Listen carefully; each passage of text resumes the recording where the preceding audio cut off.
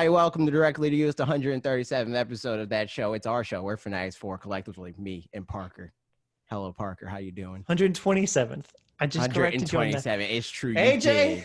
You did, dude. It doesn't matter. Nobody cares.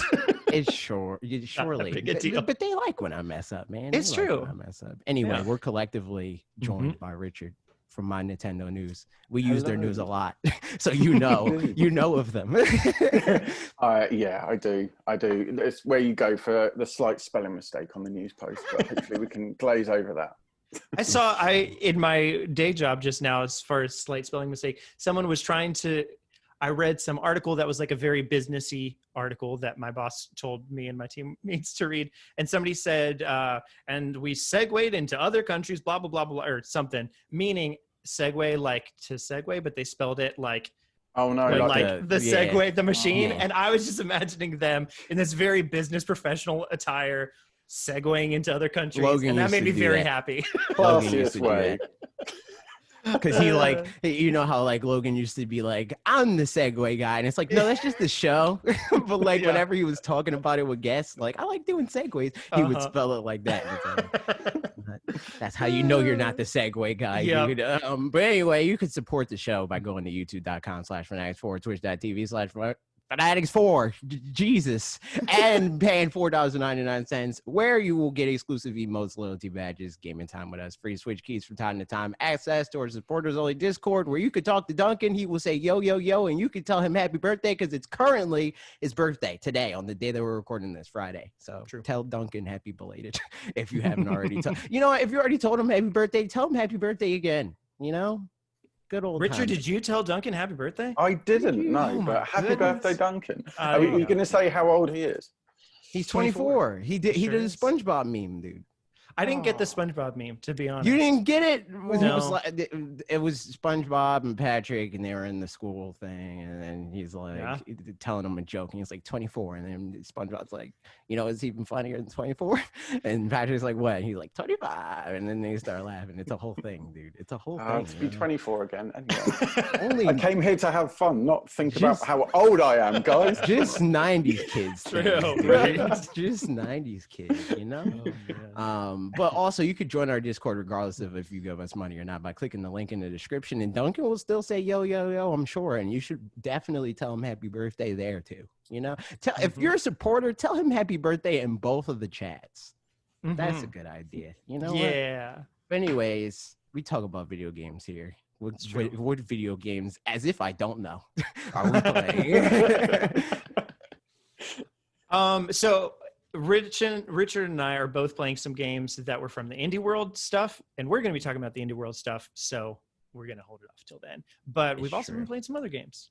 The first one, I don't know if you guys are playing any more of this at all, but I beat Paper Mario this week.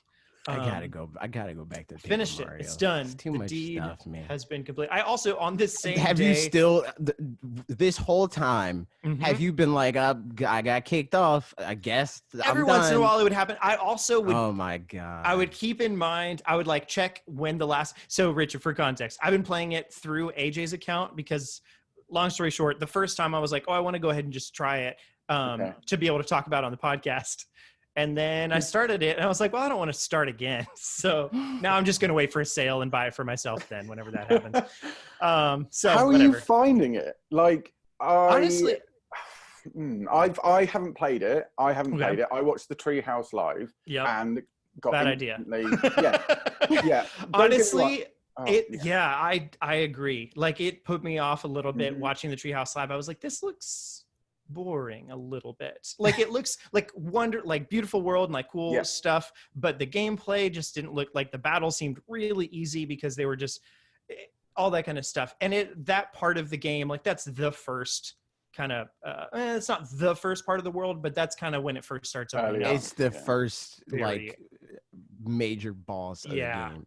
Yeah, exactly. So that said, I was also like hesitant about it from that specifically, but then having played it, it's been really good. I will say there were a couple bits closer to the end that are a little bit tedious, but the combat picks up.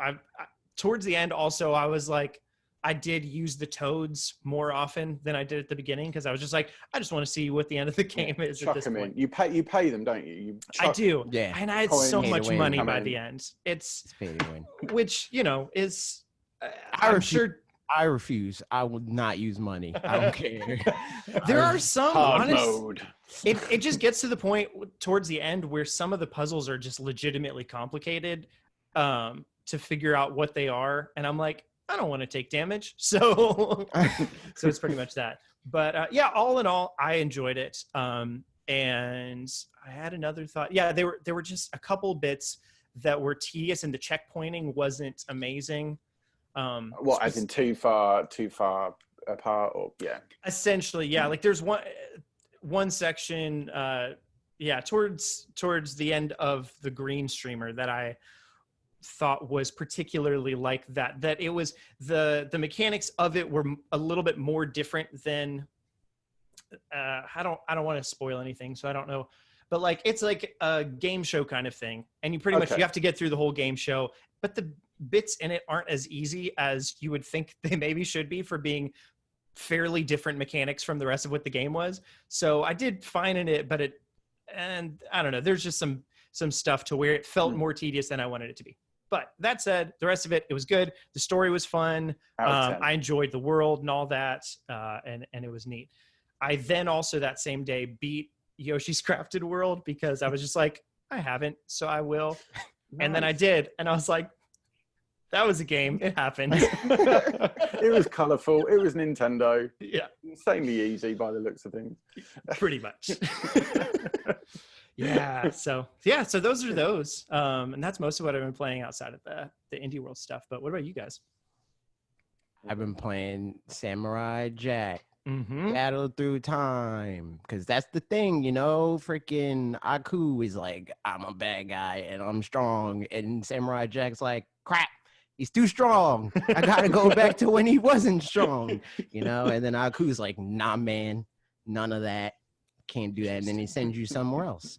But this is like later in the lore or whatever, like it's already established. You're not like the tweet that I posted, he's like a little babby Samurai Jack. In this game, you're a fully grown Samurai Jack, dude. Nice. You're battle tested and whatnot. But like, so this game, I was like initially interested because it's like Samurai Jack's cool. I remember that hashtag just 90s kids thing, you know? But like, I really didn't know much about like the game itself, like how much they cared about the game. When making it, because you know it's a licensed game, so it's right, like, yeah, it's easy to just kind of a coin flip, you know. But this game feels like they're gamers. They're like, all right, we're going to take some Dark Souls elements and some Breath of the Wild stuff, and you know, in what regards? Like there's just like how the upgrade system works. The combat is kind of similar. It's not really Dark Souls in the sense that like it's hard or even like in the structure of the levels, but just the way that like you traverse the world and the way that the game teaches you about itself. And in that way, like, so is it like a 3D adventure exploration kind of game? Oh, yeah. Oh, nice. Yeah. And it's like it's more so in the Breath of the Wild, and where there's like a lot of elements from that, where it's like weapon durability, but you can like pay to have your weapons repaired and that sort of thing. It doesn't really feel like, because Breath of the Wild, despite the fact that it doesn't have a way to repair your weapons, the weapon durability feels more purposeful in that game than it does in this one, because it's like, oh, okay, my weapon broke, but I just picked up this other weapon from this other dude. Whereas like in Samurai Jack, it's like, all right, my weapon broke. Now I got to either buy another one or repair the one that I just had. You're not like continuously picking up new weapons, at least as far as I'm in. I'm like 2-3 chapters in. And what's it like visually? Is it impressive? Yeah, no, like it's like, okay. Does it look like the game at least? Yeah. It's kind of like, you know, like the show. No, it doesn't look like the show. It does look like the same game it is. It doesn't look like the show. It's like, I mean, more generic licensed game stuff. Like, it's not like a South Park, like somebody walks in and sees you playing the game and they're like, are you watching South Park? It's definitely not that. Okay. It's more like the Dragon Ball Z Tenkai, I mean, like Budokai, like where it's like it kind of clay-ish 3D. It's not really like cell shaded in like this artful way or anything like that. But I mean, it doesn't look bad, but it doesn't look great either. Gotcha. It'll do. It'll It's pass. acceptable. Yeah. Nice. And then there's like small little things that like I'm like, this is neat. Like for battle damage, like when you lose health, it like tears your gi and he like gets more and more like gritty. It's like when you have real low health, his like shirt's torn off and his hair's all over the freaking place. It's dope. Do you also have a health bar? Yeah, you do have a health bar, but okay. it's just a way to like for it to be, or you might not. There's like a bar that tells you your progress towards using your ultimate special, and I don't really look at even that. So it's like the way I immediately know, oh, I'm about to die is when his freaking hair's not in the blunt anymore. It's like, oh man, stuff's getting real, dude. So like I like that. I think more games should use that system because it's like immediately readable that it's like, oh yeah, my closer messed up. Yep. I just got sorry, it's kind of like I'm looking across the room now. I can see a painting of the Journey, you know, the indie game. That had a very similar kind of thing. I know it's completely different, but I love that kind of like, not like you are almost dead, you are like red down HP kind of thing, but it's like my scarf is shorter. I should probably go and I agree with that. I do much prefer things like that. I just got a code for Gleamlight. Haven't played it yet. I just got it like while I was working today. And so I'll be curious about that one because it's the one, it's kind of like it was in the last Indie World, I think, or 2 ago or something like that. But it's very Hollow Knight looking from the top down at least. Yeah. But like stained glass kind of aesthetic. But I'd forgotten this about it. But its main gimmick is that it doesn't have any UI. And so everything's just communicated through visually. Yeah, exactly. So I'll be curious to see how that actually pans out and if it's done well or not. So I'll report back at a different time. But yeah, Samurai Jack, pretty good game. It occupies that same space in my mind as like a super Lucky's Tale, where it's like as a game, I came in not expecting that much. I'm like, oh, it's Samurai Jack, and that's cool, but it's like better than that. It's like not on the level of like in the same way that I wouldn't say like Super's Lucky Tale. You can buy that instead of Mario Odyssey, and you'll be happy about it, you know. But it's like if you played Mario Odyssey and you need more platforming at a decent level, get that. That's what Samurai Jack is to me. It's like, all right, man, if you just itching to play something kind of like Breath of the Wild, but like a watered down version of that, get Samurai Jack. I never thought I'd hear Breath of the Wild and Samurai Jack in the same sentence. It's the first time. Agreed. I've got like a crazy like Toonami Day kind of 90s now. Like, and that's the other like it's so it's funny. It does have like a more traditional level structure. It feels like the levels are like really long though.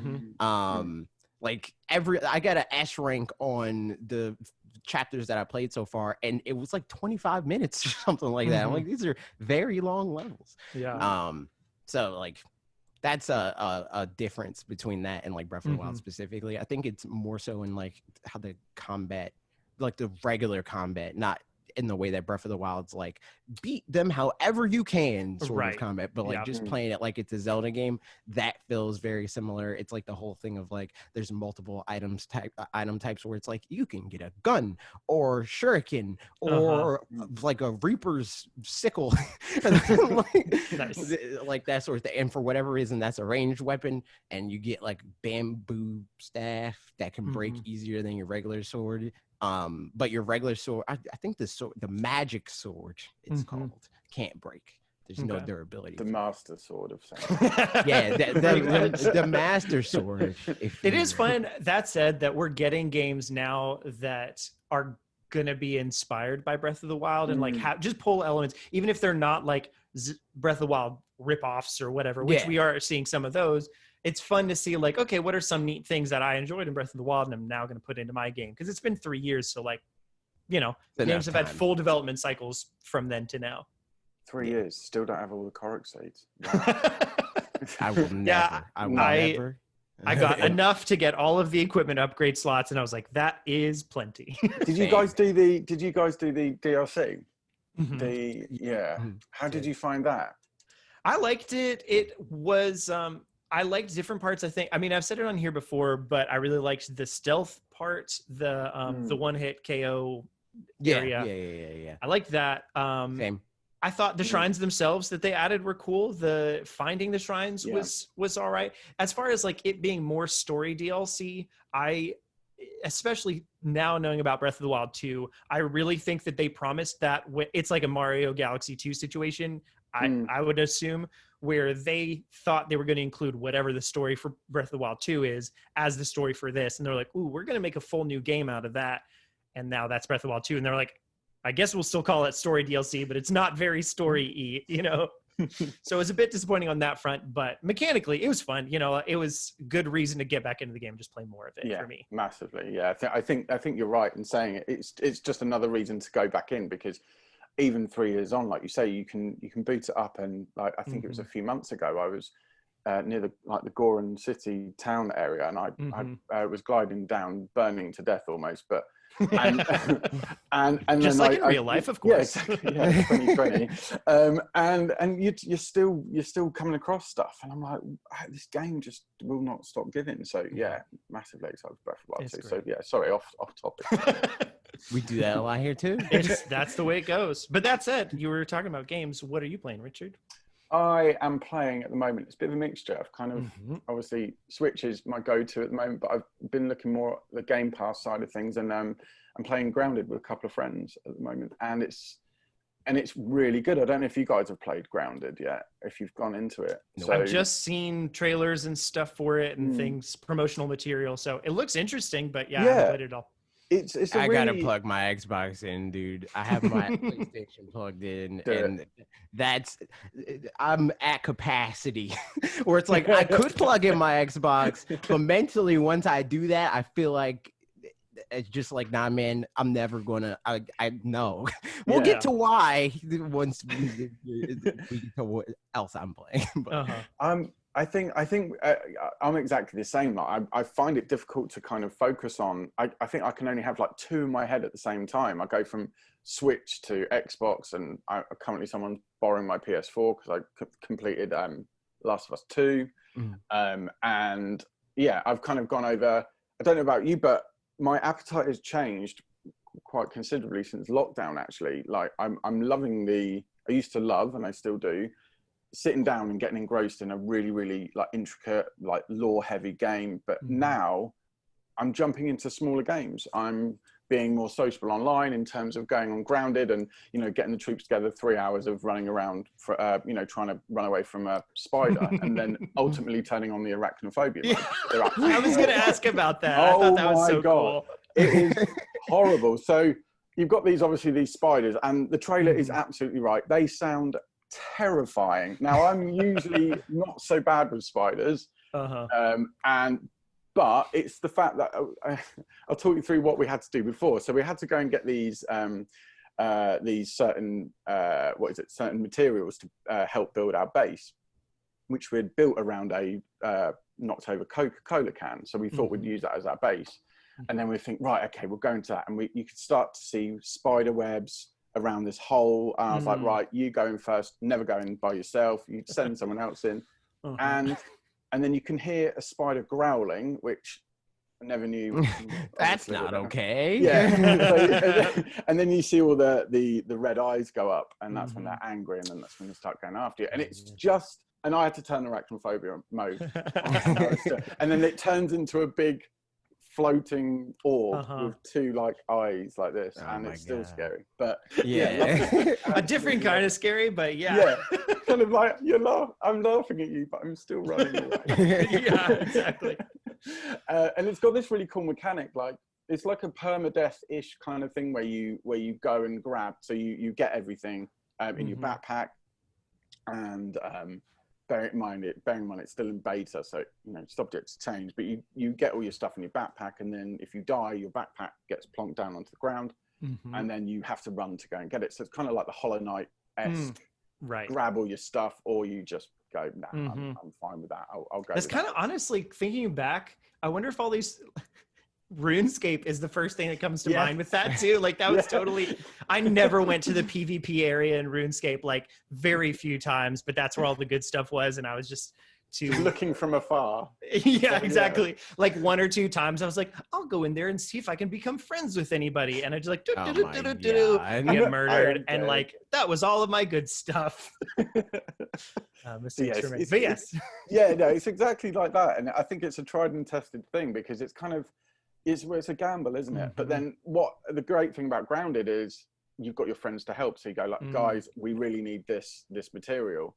So you have a really good sense of like camaraderie where you're you're getting your troops together, and it is hilarious. But it's really buggy, in both senses, and that's awful. But I hate that. But yeah, no, really enjoyed it, and then completed Borderlands on Switch, the first one. So yeah, aged terribly, but still a really fun game. Is this the first time I haven't played any Borderlands, so I'm just putting that out there. Is this the first time you played it, or are you going back to it on Switch now? I have gone a really weird way about it. So I started off on Borderlands 2 on PS4, played it co-op and completed it, and then dropped it. Didn't go into pre-sequel. I played I was at a press event in Gamescom Germany last year, and I played Borderlands 3. That was really good. But then I went back into so I thought, I'll get Borderlands 1. So I've now gone to Borderlands 1, completed it. But it's one of those ones where you're given Borderlands 1, 2, and pre-sequel, and then you do the first one, you think, I need a rest. I need a rest from this. And so so hence the smaller indie games. So. Do you feel like it's you said it aged terribly? Do you feel like the port was good, it's just that it's an old game, or is it also to do with the port itself? Or the port itself, actually, what is really, really good. So when 2K was like, we love Switch, we love this, we love that. Well, even though it's got a 100 gig download or whatever it was, you can still buy all 3. And so the port is really strong. And even now, like, sitting there and you're thinking, I'm playing Borderlands on a Switch in bed with gyro controls. It's really, really, it's surreal, but in a good way. The game itself has aged massively. But again, like you said, with Breath of the Wild, there's a lot of influence from that into other games. And it's nice to sometimes pause and go back to where, not Origins, because I know Borderlands is not the origins of many of the mechanics it presents. However, it's really refreshing to go back and, go through those original kind of mechanics, like I said. Yeah, it's good. That's interesting. I was good. Oh yeah, I remember what I was going to say. For PSA for people out there, there's like a big sale going on now, and all the 2K games are like 40% off or something. So instead of being $50 for the 3 games in each of the collections or whatever, it's like, I don't know, 30 something dollars less than it was before, which is exactly. That's the thing, is like all these, like, because Ubisoft does the same thing where like Mario plus Rabbids will be like $7, which is insane. I mean, just because they can afford it, so like whatever, we'll just get more people on board. But it is funny on the Switch ecosystem, especially where that's just not common for a lot of first parties, especially, and like second parties and any of that kind of stuff. But then these like super AAA third party games are like, just give us a couple bucks, whatever, every once in a while. Yeah, Breath of the Wild and Odyssey. You will never. But then Breath of the Wild's been in sale. I don't know about in the US, but it's been in sale quite a few times in the UK and Europe. It'll go on sale every once in a while. They put the bigger games on sale a lot. It's just the sales aren't that deep. They're like, oh, you're going $10 off? Cool. Go on then. Yeah, right. Yeah. So I'll be waiting a while for Paper Mario, but Well, I don't know. I mean, because it's in that like weird, like the ARMS tier. Like the game, it's like if you sold 2 million, you're never going on sale. You gotta sell at least 7 million to go on sale. That sort of thing. I also realized it'll be in. The other day, I was thinking about like the number of copies sold for Nintendo games and stuff. At this point, it's going to become less and less obvious for a lot of games how much they continue. Like I was specifically thinking Fire Emblem 3 Houses. floating here in front of me. Fire Emblem Three Houses. I don't know that we'll ever get a new update on how much they sell, because that game's not going to be a million seller on that chart that they put out. Like, it sold 1 million in this year in the financial report. Exactly. Yeah, it probably won't be on there. It's definitely not going to be in the top 10. And those are really the only two places that they like have to announce it. And like, they could say somewhere like, it passed 3 million. That's the best selling Fire Emblem ever. And I suspect that it will, but like, I don't think they'll ever say it. So that kind of sucks that we're getting to a point where like, we're just not going to know about a bunch of these outside of their first year. We're never hearing about Marvel Ultimate Alliance 2 ever again. 1.06 million for the rest of its life. Yeah. But, yeah. AJ, are you playing anything else? Because I think you are. I am. I'm also playing Fall Guys. There you go. I mean, I would also play, well, kind of a little bit Smash Brothers, obviously. Right.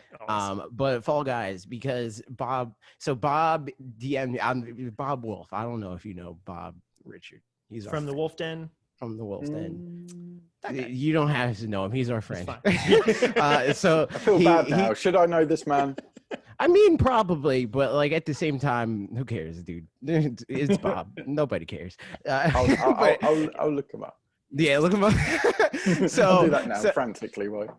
So he DM'd me and he said, "Fall Guys." That's all he said, and I put the eyeball emoji, and he said, "Fall Guys," and I was like, I guess that means that he wants me to get in Discord and stream Fall Guys with him. So I was like, all right. So I did that, and I'm just playing this game, dude. I like play this game super, like, don't really care what's going on. I'm not out here trying to like try hard for dubs. And like, that's the thing about streaming it, because like that's obviously when you're streaming it, the culture is like, I'm trying to get dubs. That's what this stream is, and I really don't care. So it's like there'll be stuff where I get like Mario Karted, because that's like a thing that happens in that game. Like if you're at the end on a lot of these games, you're just done. Like there's there's this seesaw game where it's anarchy, like, dude. Yeah, it's like you're there. If you don't get to the seesaw at the right time, there's just a chance that you're looking at a like vertical incline, and there's no way you're going to get on the seesaw. And then it's like people watching in chat that never have, number one, probably never played this game. Number two, definitely haven't got a win. They're like, oh, you're not good at this. And it's like, okay, dude. And that's like a whole meme. Did you see the stuff with like the guy, Tim the Tap Man? Yeah, like it's like that sort of thing. Time. Now that I think I understand more, because this man played like 700 matches or something crazy like that before he got a win. I literally only play this game when I stream it with Bob, and that has happened 2 times for like 2 hours at a time. So it's like, if I try hard at this game, I could be a freaking Fall Guys master, but I will never. I like it. It's a fun game.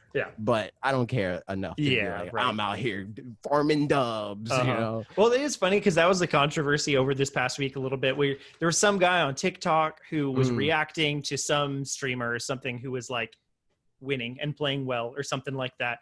And the guy wasn't even wasn't being toxic or anything. He's just like playing like, all right, cool. Hey, I did it. I won. Nice. And the guy on TikTok was like, see, man, this is why I just never, like, I don't want to try games anymore, because like people are out here like treating this stuff like it's really serious. And I'm like, no, he's trying to win. That's, you know, I mean, like, I'm not very competitive at all. We all know that. But like at the same time, it totally depends on like if the other person was like, I'm going to beat you or whatever. And like the thing for me is like that I don't like playing. Well, I like playing Fall Guys. Fall Guys is a fun game, even though I'm not like out here freaking farming crowns or whatever.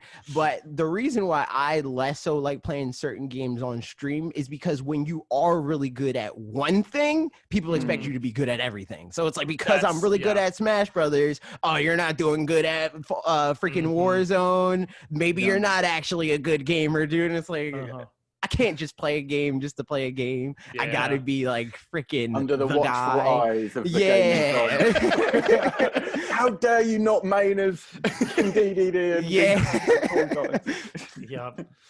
It's wild. But Fall Guys is a fun game. I like it. I like the whole meme. I like the bidding war for charity and stuff. It's really good. Real cool. It seems like a fun game. Put it on Switch so I can Agreed. freaking be like a Pikmin guy. So I can lose, but on the toilet. Lose on the loo, you know? There you go. I hate that too. It's on PlayStation Plus, isn't it? Yeah, PlayStation Plus for the rest of this month. And then it's like $20 outside of that. Is it worth $20? Yes. Yeah. Yes. Full disclosure, they sent me a code on Steam. I don't play on Steam, but they did. Hashtag free game. Hashtag free game. Yeah. But I paid for it on PlayStation because I didn't even have PlayStation Plus because, I didn't even bring that up. That's why my Xbox is not plugged in because I'm playing Fall Guys. So it's like you got two options on these like non-Nintendo platforms. My Nintendo, first of all, I don't have to plug it in because it's a Switch. But like that's going to be the thing that's like designated to one of my two HDMI ports. So it's like, all right, you guys got to duke it out. Who has a game that I want to play on this platform? That's what's plugged in, and Fall Guys is winning right now. So there it is. That's that. Nice. There it is. And that's some games that are out right now, but there's more games that we found out about coming out soon. Yeah. In the Indie World Direct. Ta-da! Look at that. Now we're talking about this. Okay, what were you guys just going into it? What were your expectations? Just at all? I had none, absolutely none. Not in a negative way, but just in a way where it's like, whatever happens, happens. Like, I hope we see cool stuff. If we don't see cool stuff, whatever. I'm exactly the same. Although, I think over the last few months, with Nintendo kind of dropping the Pokemon mobile game news and stuff like that, I think with being active on Twitter as well, I think you just have to set your expectations not low, but have none, like AJ said. Yeah. Just go in with no expectations, and I think that's the best way to go, and that's how I went in. And I tell you what, I thought it was a really good show. Yeah, really, really good. I honestly would say, yeah. Sorry, go ahead. I agree. No, go. I think just 20 minutes. That's it. Done. And what I really liked, and I think they've done it in most directs as well, or indie directs, is this is out now. This is out now. This is, and something reminded me of a good feeling, I think, with indie directs. And this is not me just being biased because Nintendo, but they don't care. This is the games, you either buy them or you don't. Whereas, over the last, we're starting to see a slightly more heated race between the other two. And it's nice to just have, here we go. Here's some games. Cool games. Yeah. You want them? Games. Yeah. Sure. And I just... They're not being toxic and being like, I'm going to beat you, like that. Exactly, that's toxic. So this toxic. Will freaking validate your purchase decision. Yeah, right. Yeah. No, that's a really good point. Yeah, I think I totally agree. I honestly feel like this might have been the best indie direct of all of them. Yeah, probably full stop. Honestly. It probably, I don't know that it necessarily had like the one or two big news games. There was no like freaking Shovel Knight or anything like that. Right. So like, but mostly there was some of that, was but solid. Like, exactly. Like I didn't feel some other indie directs. I'll feel like midway through, I'm like, okay, I'm seeing a lot of the same thing, or just like a lot of games that I don't really care about, which that's also fine. That doesn't mean that that just means that it's not for me specifically. It doesn't necessarily mean it's bad, but the fact that they were able to hit all of these different genres or whatever, but all of them seem like good, respectable ones within that genre. And it's hard to, sometimes it's just hard to sell a game. Like the first time, we've talked about this before, the first time I saw Celeste, I was like, I don't know that I care about this at 100%. All. 100%. And then I played it and I was like, this game's amazing. Yeah, that's exactly what happened to me. Because it's like, less so now, probably because of Celeste. Usually when I watch a direct, any type of direct, I'm like, that game looks cool. I'm going to ask the company for that or whatever, right? For indie directs, I'm like, before I was like, like I don't even care, like, because for me it's like a lot of people when they're like, oh, you get free games, so like you don't even have to think about buying a thing. But for me it's like I feel even more pressure to want to play the game if I'm going to ask them for it. I spent money to buy Wonder Boy several months ago now, and I haven't started it yet just because Monster Boy. And I was like, I paid for it, so I can just play it whenever I want to. It just hasn't happened yet. Whereas for games I get codes of, I'm like, I need to play these so that I can talk about them. So I can't. There are several games on here that I'm like, I really want to ask for a code, but I also don't think I have enough time to play. And that's so for me, before Celeste, it would be a thing of like, I don't even know if I'll try out everything that I accept the code for. But I don't know if there would be a good batting average for a lot of these games because they don't like demo well, as it were, in these directs. But these games, I feel, mostly looked solid.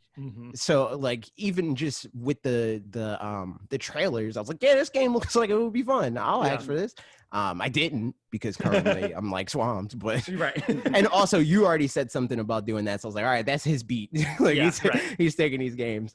So yeah, I think you're right. You know, where I mean, I'm not on YouTube or anything like that, but working at MyNintendoNews, you know, we do get often, you know, developers want to give the codes, and it's I think I felt with the indie showcase, like I put all that aside and I was like, right, I'm just gonna focus on actually just enjoying what they're showing me, not like, oh right, wait for the end of the direct, wait for the codes to come through. And it was nice just to have a different mentality of, I actually like that game. And I don't know if it's the same with you guys, but I'm influenced massively by social media. So everyone's chatting about this game, and it could be, I don't know, it just a really obscure game that I probably wouldn't look at, but then I pick up on people's hype massively.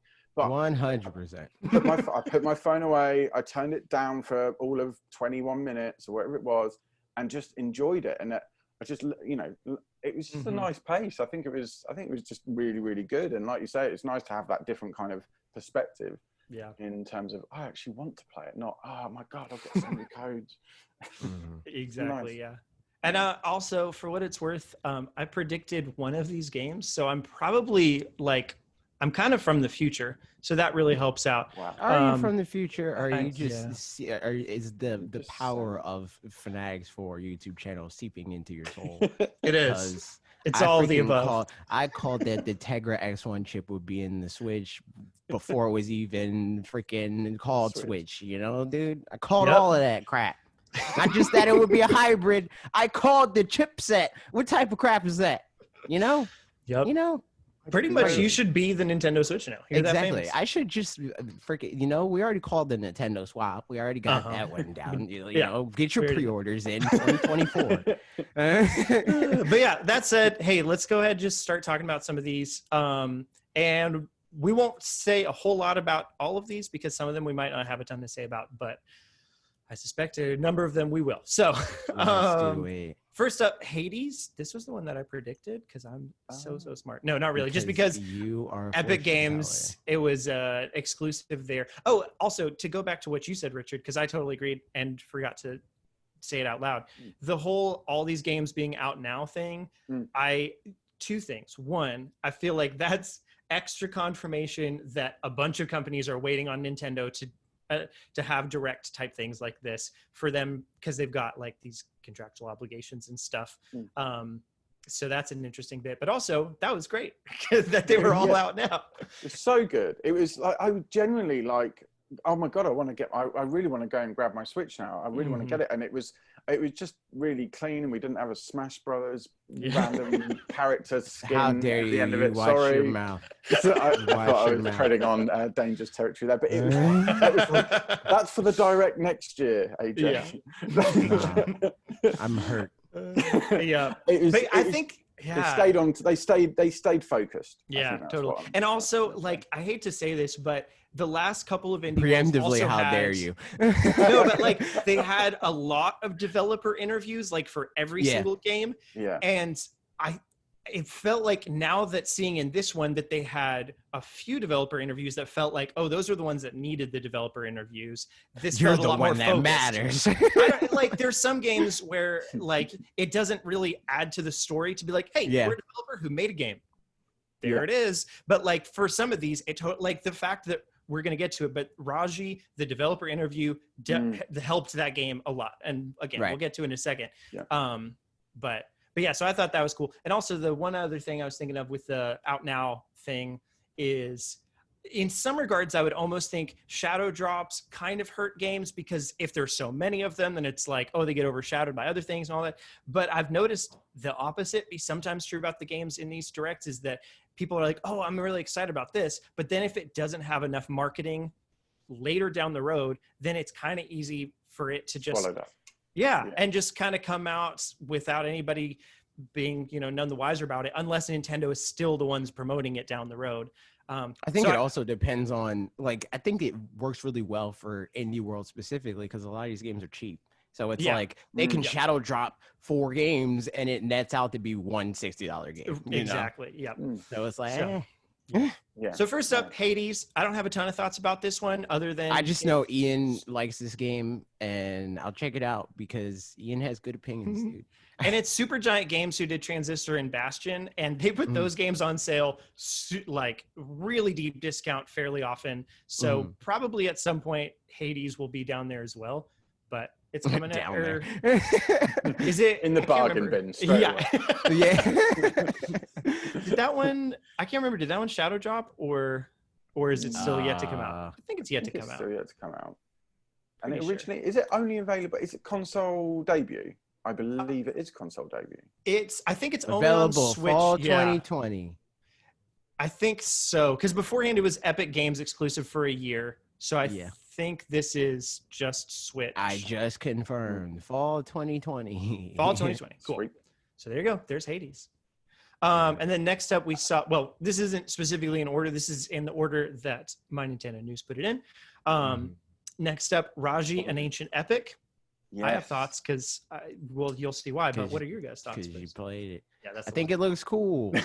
I think that, like you said, the interview or whatever helped this game a lot, because, like, if this was just like, hey, here's this game, and people didn't know the developers behind it, it wouldn't really mean as much. It would be like, all right, dude, like, you're just trying to get like culture points and stuff, and that's kind of gross. But now that we know, like, that it's like deep rooted and like influenced by people that like have been told these stories from childhood and stuff, you know, it's like, yeah, man. I think the Indian culture is something that we don't really see in games, as in, you know, we like being told it from the horse's mouth, as it were. Yeah. Oh, massively. And I think you're right. And I did some research on it today, and I saw a tweet. But it was the developer on. Yeah, exactly. It's research now. It's 2020. That's all you need. That's all you need. Twitter and yeah. What are you going to do? Go to a library? You'll die, dude. It's too much effort. And I saw a tweet, and it was a screenshot of the developer's LinkedIn post, and they had a really, really heartfelt post about it. And yes, fair enough. Looking at the game, it looked like a top-down Prince of Persia. I don't know if that's a bad thing. Oh, it's definitely not a bad thing, actually. But you're right. Seeing a really heartfelt like message, and also the way they showcased it for just the right amount of time as well. They weren't scoring culture points, I don't think. And seeing it, and the game looks great as well. I think we need more of that, I think. Agreed. And then but how does it play? Thoughts. Yeah. No, yeah, I think exactly what you guys said is exactly how I felt, and the reason that I asked for the code, because again, it looked like, okay, this looks like a fun game, just looking at the, a minute or so of gameplay that we saw. But I think really it was that, like, and Grimhain asked on Twitter just brief thoughts about it, and one of the things I said was, like, if I saw exactly that gameplay, but it was like in a fantasy setting or whatever, which I notoriously love, I still wouldn't care about it that much. Like, I'd be like, yeah, maybe I should ask about that, but I wouldn't have been like, I need to ask about that, just because, like, we've kind of, been there, done that. But as far as, like, this is just, a culture that, especially in gaming, I don't know anything about, and is just, like, really interesting to learn about. And again, like you said too, the fact that it's not somebody like, I don't know, Assassin's Creed or something like that. They obviously do a good job at it from what I hear. I don't really know. I haven't played more than one Assassin's Creed game, and only a little bit at that. But, like, maybe they do a decent job at it or something. But this is, like, actually a team from India doing a game about. Yeah, it's not like they have consultants, Right. you know, like Yes, it's exactly. their team, you know. Yeah. They didn't just call up one professor or whatever and be like, "You studied this culture, right?" You know, right. like, So yeah, so that's it. Okay. I thought the story around that's really cool. Having played the game, so the way that it's integrated into the game is also, I feel like, really good. The cutscenes are told in you see it in the trailer, but the cutscenes are told in the way that I think they probably would have been told these stories as kids or whatever, with like puppet shows up against, essentially like up against a like, I don't know, with a fire and a screen sort of a thing. So it's, that's at least the way that it kind of looks. There's like a little, you know, flickering flame kind of thing, but it's these little black and white puppets, or just like shadow cast puppets and stuff. But then the gameplay itself is, I feel like top-down Prince of Persia is probably pretty accurate. I haven't played more than a tiny bit of one Prince of Persia. I think Prince of Persia: Sands of Time. Played it at my friend's house one time when I was a kid. But that feels about accurate. And I'm on, I think, like the 4th world or so. And it's a lot of like combat, and the combat's fairly intricate. I can't tell how much longer of the game there is either, just from where I'm at, but I'm guessing I've unlocked, it looks like there's gonna be 4 weapons total, and I've got 3 of them. So I assume I'm probably about halfway into the game. We're talking more of, then, by the sounds of it, we're talking more kind of like a Diablo kind of. Honestly, yeah, I would say it feels like, that was a thing I was thinking as I was playing it, was it feels like, that's not the loop at all. It's definitely not a Diablo kind of loop, but it feels like you're playing a monk class kind of thing in Diablo is sort of what it's like. But then as you unlock more weapons, like I got a bow, so I'm doing more archery type things. But it's very like hack and slashy and stuff. And the combat feels great. I really have been enjoying that. And it feels varied and fairly deep and stuff. The world itself, I think, like, just in general is really cool because of the atmosphere and aesthetics and stuff. I think my only complaint is just that, like, it's not as, like, as you go around and you see, like in Zelda, you've got pots, you can break the pots and that kind of a thing. Yeah. There's not really any of that in the world. So, like, all of the set pieces are like set pieces, you know what I mean? So it feels a little bit linear in that way, but it's also not something I care that much about because I don't know within the gameplay loop where that would benefit me anyway. They would need to add several more mechanics that, like, would be cool to have there, but also don't feel like they're missing when I don't think about them, if that makes any sense. I think as gamers, we see pots and we want to smash them. I think it's just in our DNA, I think, from a very, very early age. Yeah. Exactly. So yeah, I've been really enjoying it. Like I said, I probably played about, I don't know, 4 or 5 hours so far. So I guess it's about 8 or 10 hours long, but I'll let everybody know whenever. And how much does this game cost? It's on sale for like $22 or something like that, I think. Something like that. It's one of those things, though, isn't it? Where, and it might have been a discussion you've had before, and I have it as an internal discussion all the time, and it's a case of, you pay $22 or £20, and you can get a 2-hour game. But it's incredible, and you'll think about it when you go into bed. When you wake up, you think, "Oh, that was a really good thing." But then you can. I just don't know how you guys maybe look at quantifying how much a game is for what you get out of that game. Yeah, I think that's a great question because, again, I mean, we had that conversation a lot. Yeah, it's hard, and especially with this, I would say, like, again, the whole thing of like how part of the value is the context and the culture and that kind of stuff of it. Like, there's not like a way to quantify that, so for somebody else, that if that isn't a factor at all, then that would change the value of it. But then for me, it adds a decent amount. So yeah, that's, if you're just looking for, okay, I want like an innovative gameplay experience or whatever. Right. That's not what this game is trying to be. It's trying to tell you a different story from a different perspective. That's where the value is. And I mean, it is fun while you're playing it, but yeah, I'm sure there's other, you could get Diablo on sale and get more bang for your buck in that kind of sense. Although that said, I'm not a huge Diablo fan, but but yeah, I don't know. So it's, but I'm enjoying it. So good. Glad to hear it. There you The next game that we have on the list is Spiritfarer. I also have played a tiny bit of this one, but let's hear you guys' thoughts then first.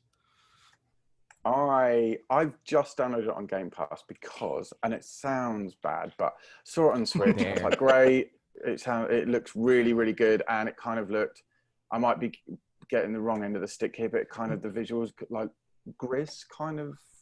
I don't know. I'd say that's sure. It's I'd say in the same kind of realm 2D. of like just a beautiful 2D kind of thing. Yeah. It's definitely different in some regards, but yeah, I could see that artistically for sure. And I'm in a really weird position because I've got it on Game Pass, and but I almost want to just buy it on Switch because it just feels like when you look at it, it's just like, right, that needs to be played on Switch. And I don't know about you, but having it as handheld is just a different. It just feels. I mean, more personal. like I feel like that with pretty much every game. Even the games that's like people are like, man, I need to play this on like a freaking 4K. I'm like, I don't care. I just want to be able to play it and stop playing it when I feel like it without it feeling like a whole thing, you know? Yeah. And but when you look at it, turning on the Xbox, I've got the all digital edition, so it boots up fairly quick. And but there is a difference between getting up, getting the controller, putting the TV on, get it all that rest. But having the Switch, I know it sounds like I've just picked up a Switch, but I had one at launch. But it's the novelty is still there, and I would quite happily I either play for free on Game Pass or I pay £20, $25, and I play on Switch. So yes, it looks incredible. The game looks incredible, and I kind of want to play it twice, one on the TV and one on the Switch. Honestly, what's your thoughts on it so far? It's great. Have you played it co-op at all? A tiny bit. Yeah, I played a little bit with Ashley. Yeah, so it does have co-op in it. And the second player, it's kind of like a Mario situation where the second player can't do as many things. I don't know actually what all the second player can do because you play as Stella's cat Daffodil. So you can like jump around on stuff. It's her cat dead. that was my main question while I was watching this trailer. I honestly, so far, I mean, like the whole premise of the game is that you're bringing people to the afterlife or whatever. I don't know if you as the main character are dead. I don't think so. Like I was like, that's kind of messed up. It doesn't, right in the intro, like it sets up the whole thing, but it doesn't really state that one way or another. So I'll find out. But it's, in case you don't know anything about it and have only seen, the screenshots and stuff, first of all, it feels like it's one of those games like Hollow Knight where the things that it's trying to do, it's so far doing them flawlessly. Like, you know what I mean? Where like it's just no hiccups, it looks beautiful, and it's just doing it great. And it feels it's gonna have some like Animal Crossing sorts of vibes. Like it's more story driven than that, but you on your boat that you're kind of building up and you're bringing people and meeting them and talking to them and stuff, you also like plant seeds and fish and cook some things and all that. So it's a lot of mechanics, and there is, as you're sailing the ship around, it sails in real time. So you're like, I'm going to go from this part of the sea to this part over here where this island is. And then as you go, it's like going along, and you have to, use that time to do other things. So it's more like Stardew Valley actually in the regards that like there's day and night cycles, and at night your ship stops moving, you go to sleep, but you can also do stuff, but it's not as stressful as Stardew Valley is for me, the way that I play it. So yeah, it's I'm great. Right there with you on Stardew Valley. I think the time management. I mean, I see the appeal, but I'm stressed enough in real life as it is. Do I need to be? My crops are spoiling. But with that game, is it pressure? Do you feel pressured, or is it a laid back kind of gig? That's a great question. I played last night for like an hour and a half, maybe, something like that. So I don't know yet. I can imagine that it could do that, but if it's designed in certain ways, maybe it won't. I don't know. I'll be curious to find that out as it comes along. but I'm hoping not. And maybe if I just know it about myself that I can avoid it. So, but that said, that game, those were the two most expensive of the buy them today games from yesterday or from, you know, this week. $29.99. But they both, to me, are definitely, you know, worth the cost. So, but it's up to you. I'm going to play it off of your account. Yeah, do it. But that's that. And then next up, so I haven't played any of the rest of them, although I would like to, some of them. But next up, Untitled Goose Game has DLC coming out. Y'all's thoughts? I thought this was... What? It's... No, you go on. I'm going to go. I was going to say, if this is like I didn't really look too far into this one as far as like all that the DLC entails. I know it's co-op, but if it's not multiplayer, like online multiplayer, I don't care. Because it will literally only matter. It'll literally only matter for me if me and Bob can stream it. That's a good question. I kind of feel like it's just local co-op. Yeah. I doubt that it's going to be online. So and I know we're talking about the game specifically. However, the placement of the announcement was wrong. Not wrong, sorry.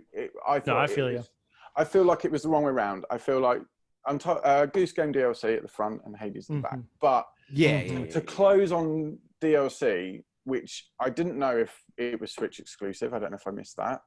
I don't know if it is. I don't think it is. Yeah, I don't know. It was kind of like, personally, I don't think a huge amount of the game. I think it's great for, you know, for being different. How dare Game of the Year 2019. I'm with you. I think I'm not especially enamored with it. I think it's I think after everybody played it and it was like that was a little bit short and it was great. Like I thought it was a very enjoyable experience. Yeah. But definitely the hype was pre-game, and then once it, you know, came out and stuff, people were like, okay, cool, we did it. Look at that. That was people the goose, are hyped right? for the meme. That's what they're hyped for. The meme. And, absolutely, yeah. And that said, I feel like they overestimate. They thought that this DLC was worth the same as a full-blown announcement. And I honestly agree that like, I think on a marketing end, they're probably right. But as far as like the games that like we see and we want to play and get excited for, totally. Then no. Right. But I do think that like as far as like thinking of it in a like hammocking sense of like what's going to get us the most engagement on Twitter, it's I think completely agree actually with you on that one. Yeah, I feel like this far away from it, that's much less true than it would have been in the past, but it's still true. So it counts. I think it's just another way, you know, like you say, and in hindsight, I think, you know, including it was a great idea. And jumping off the slight hype train that's still kind of chugging along for it. But yeah, it's just a little bit kind of, is that it would have been a good opener, I feel like. I don't know if Hades would have been a strong enough closer. Yeah. But I think for closing, for opening, it's usually better to, especially now when people are like, they don't have any games to announce that I want to play and that sort of thing. It's good to start out with like, this is a game for you to want to play and get excited about. Yeah. Whereas like Untitled Goose Game, if you open with that, it's like, see, it's just more DLC. But if you close it, and it's like, we already showed you a bunch of games you want to play, but here's the meme, dude. Get your Twitter fingers ready. You know, like, I feel like it's good placement in that regard. Yep. Yeah, for sure. But yeah, that was Untitled Goose Game DLC. Next up, A Short Hike. This one also shadow dropped, and I believe Richard might have some thoughts about it. It is brilliant. Now, I'm a huge fan of Wind Waker. Now, and that might Wind Waker's probably... Wind Waker is above Breath of the Wild for me. That's how... Not me, but it goes back... I talked about it in my video. It goes back and forth. Or it went back and forth with A Link to the Past for my favorite Zelda game. Then Breath of the Wild came out and was like, I don't know. I'll go on then. Right. And I think, and with a short hike, from going back to what I was saying at the beginning, it's, you know, the shorter indie games is kind of keeping us going for the next big announcements. Like, obviously, we've had Ghost of Tsushima out and stuff like that. But these little indie games, and especially A Short Hike, for some reason, it was, it hit me hard. I don't know if, have you guys played it? No, I need to though. I would like to. Yeah. Definitely do it. I wasn't even, for whatever reason, I wasn't even thinking the Wind Waker comparison. And now that you put it in my brain, I need to play it. Yeah, that's it. Chuck Wind Waker in it. And the great thing about it, even the little touches. So it's quite pixelated, that kind of aesthetic. And then in the options, you can go. I can't remember what it says, but it says chunky pixels or sharp and crispy or tasty or something, and having that I don't like that.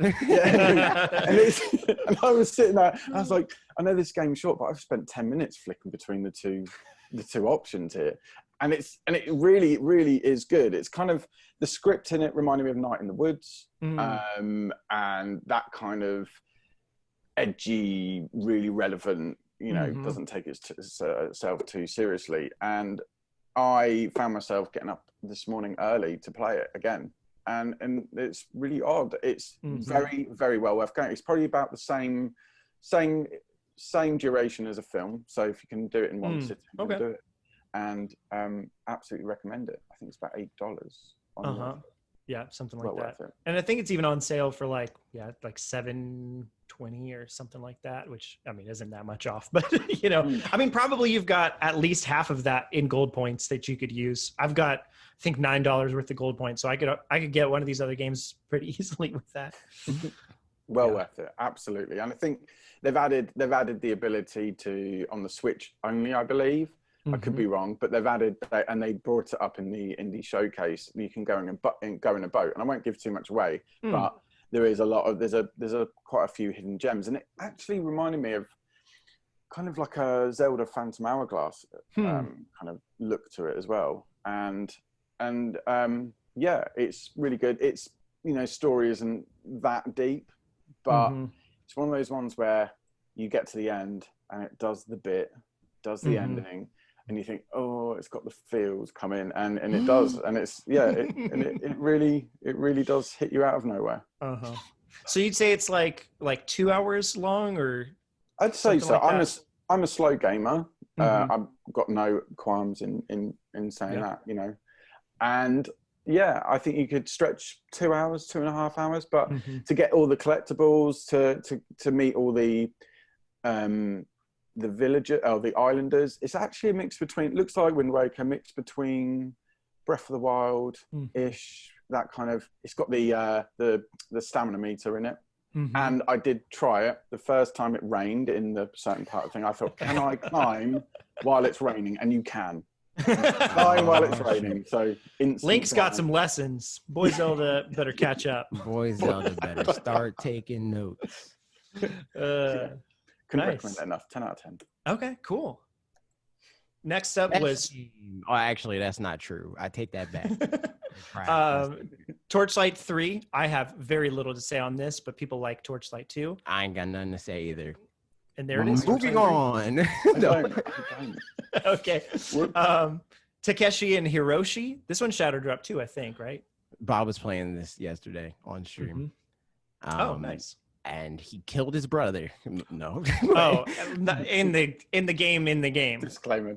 No, outside of the game. so like your brother's like sick or something, and you gotta make sure that he has fun, but not too much fun, because you can't get too hyped. Can't have hype moments in the hospital, dude. Can't be popping off when you're in the hospital bed. So like he's been playing that, and Bob's a piece of crap because he's like, there's like this secondary storyline or whatever. There's this girl, and you're like trying to like impress her a little bit, but also like you're like freaking middle school child, so you're like, I don't really like girls. Like she sucks. So you like code in like a monster that's like it's a terrifying monster, and it looks like her, sort of thing. Like it's an interesting game. What an interesting time. So the goal of the game is to make it like exactly medium difficulty and like for the kid, so that it's like he feels excited, challenged, but not too easy. Okay. Which is that's challenged, but not bored, challenged. Just right. And you have like a threshold of enjoyment that you should hit or try to hit or whatever. It's a really interesting idea. I don't know. Yeah. I think mixed in with the other indie games, it's another one which is kind of like, I like the look of this, but I don't know why. And it's different. It's, you know, it's not another pixel. You know, I know I was just talking about Short Hike, but it's stop motion. I think a quick Google, and I've just remembered. And yeah, it does look really interesting. So you're building a game. Yeah. So like the whole thing is like, man, I'm this freaking like hot shot game dev dude. And then your brother's like, are you truly? Let me play your game. He's like, well, my game's not like done. It's pretty done, but it's not done. So like you could like develop the game as he plays it, kind of. Feels like real life. Feels like what we get at the moment. Exactly. So then that's what it is. And then like in between that, like stuff happens, dude. It's like, yo, crap's going down with your brother, man. So like maybe don't make this level as hard, but he's still like, nah, I can do this. Let me play a level that's not easy or whatever. And then that's what you do. That's what you do, man. Does sound good. Yeah. Well, neato. The next one on this list is Hypnospace Outlaw. 90s is all get out. I don't know anything else about it. Pretty much. It's there it is. I don't. It's already out on other platforms, isn't it? It's one of these ones where I think it's got a massive cult not a loud cult following. So that I think Nintendo are probably like, get this on Switch. People love it. And it's got a demo, which I should download the demo. Yeah. But I can click download demo right now, but I will not. I will refrain. Yeah, I haven't really got much to say on that. Yeah. It's style over substance, maybe, but wasn't it Steve? I think I saw Steve. Yeah, I think Steve started it. So yeah, he'll have some thoughts, I guess. Ooh. Ask him. I will. The next one, Card Shark. I was surprisingly interested in this one. This is a Yu-Gi-Oh game, dude. This man freaking Seto Kaiba this dude. I was like, oh shoot. I had to make a tweet off of that. I was like, I thought it was just Yu-Gi-Oh that it gets this real, but this is like they're out here playing freaking Victorian Texas Hold'em, and they're like, all right, man, like you cheated. I'm taking out the musket. And it's like, oh damn. Like, I didn't know it was that serious. This man, he threatened him at gunpoint over a card game, and that's one of the like promotional screenshots. This man, wow. It was really difficult to follow the guy's real card trick. When he was talking about the game, I was like, I'm just looking at your room you're currently talking in. Like the interview dev, I was like, yeah, this is really, but yeah, that one is surprising because the art style was really nice. And then I was like, oh, people are getting shot, people are playing cards, I'm cheating, and there's a real man on the screen. It was a lot for the senses. Something about it too, the art style looked like what normally would accompany a graphic novel that I wouldn't care about. It was the first. That was a really nice way of putting it. So like that's what like the first impression, that was kind of what I thought, or like maybe like Banner Saga or that kind of thing, which is not a graphic novel, but like that kind of thing. That's what the art style first looked like it was going to be. So I wasn't very interested at first, but then as soon as the gameplay unfolded, it's nice to see unexpected gameplay that's like interesting with an art style that like, same thing for the graphic novels or whatever, like the art style is cool with those, but I don't care about the gameplay. So like, it doesn't really, matter. Like I'm not going to play a game that I don't enjoy the gameplay for the art style. So again, it's fun to see that merge together. We'll see what happens. Hopefully it'll be fun. We'll find out. The next one on here, Manifold Garden. This one also shadow dropped. This is another one that I very much thought about trying to go play, but I don't have time. So yeah, what do you guys think? It's striking. Again, it's another one of those ones which is kind of, is it a piece of, again, going back to Gris, I suppose, is it more kind of like an arty game? Is it more kind of like just a visually striking game? But actually puzzle wise, it does look really strong. Yeah, I think it does look good. It reminds me too of, I played Superliminal recently, which is the one that like with the perspective shifts where like you pick up the dice or whatever, and it's like that. If for our audio listeners, that made lots of sense. But but it reminded me kind of that. But like, yeah, really artsy. And if the puzzles are cool, like I like puzzle games, so it just and it looks accessible as well. I think I remember it's saying so. I remember like it was last year, a couple of days ago. It was they were like, oh, if you die, you'll get back on the platform really easily. And for me, that's good because I know it's such a simple thing, but I don't want to have to restart like an hour's worth of level. Just get me straight back in. It just looked really pick up, play, perfect for Switch in my eyes. I mean, and I think this was another one. Several of these, as somebody pointed out, were Apple Arcade exclusives for a year, and then now are not anymore because Apple Arcade's been out for a year. So I feel like the games that are designed for phones but designed well, like that aren't just like mobile cash grab kinds of games, but like the ones for Apple Arcade would transition over pretty well to Switch as long as the controls, work well. Because it's the same kind of like if it considers the pick up and play nature of it already, then that'll translate over pretty well. I think was a Short Hike originally. I think that was also an Apple Arcade exclusive. I don't know if it was. I don't know if it was. Could be wrong.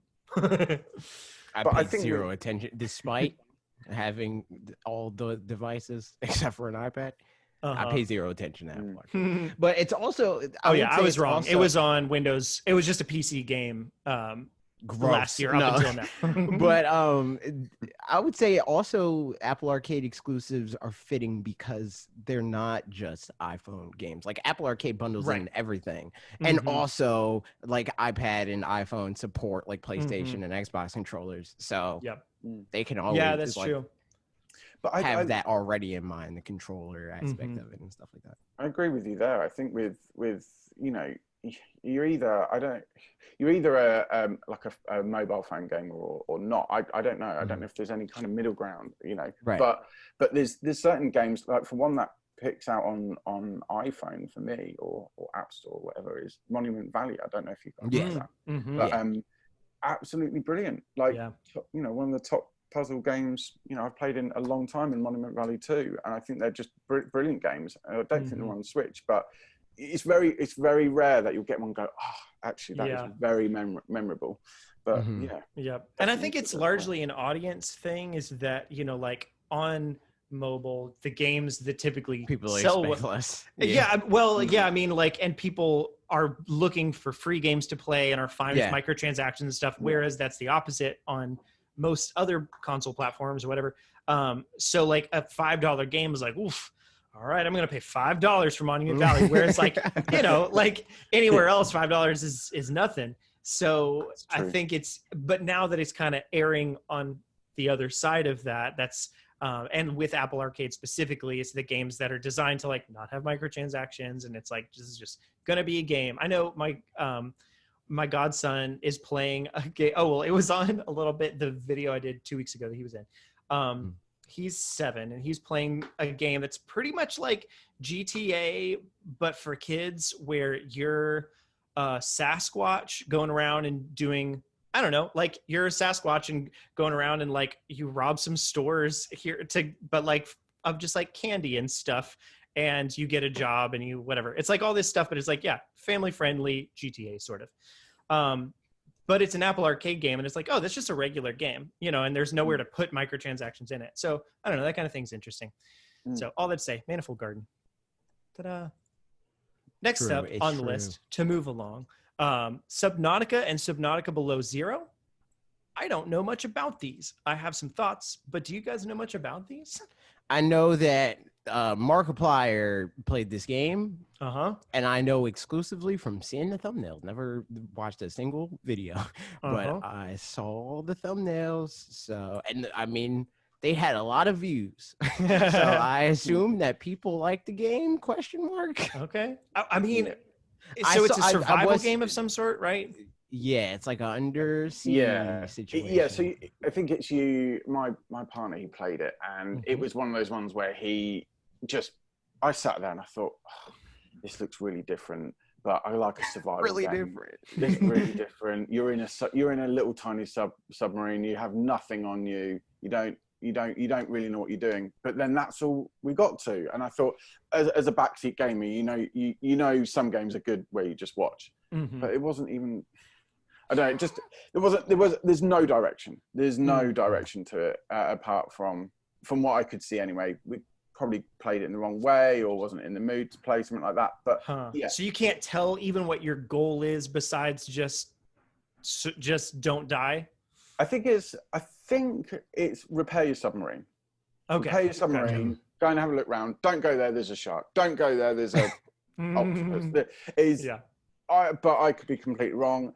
If a game doesn't grab me, fairly quickly, then the interest kind of peters out. But there's a number 2, so it has to have a following. It has to have. It has to have some Markiplier player to do. I mean, it's possible that because I wonder if it's like popular for the wrong reasons. You know what I mean? Where it's like kind of gimmicky or like. I don't know even what the best terminology is, or I know there's other games that I'm thinking of that are like that, where like people like them, but it's because they're, silly or something. So honestly, that's kind of the vibe I get from it, where it's like a cult following, but like this game's dumb, but fun kind of cult following, but maybe that's wrong.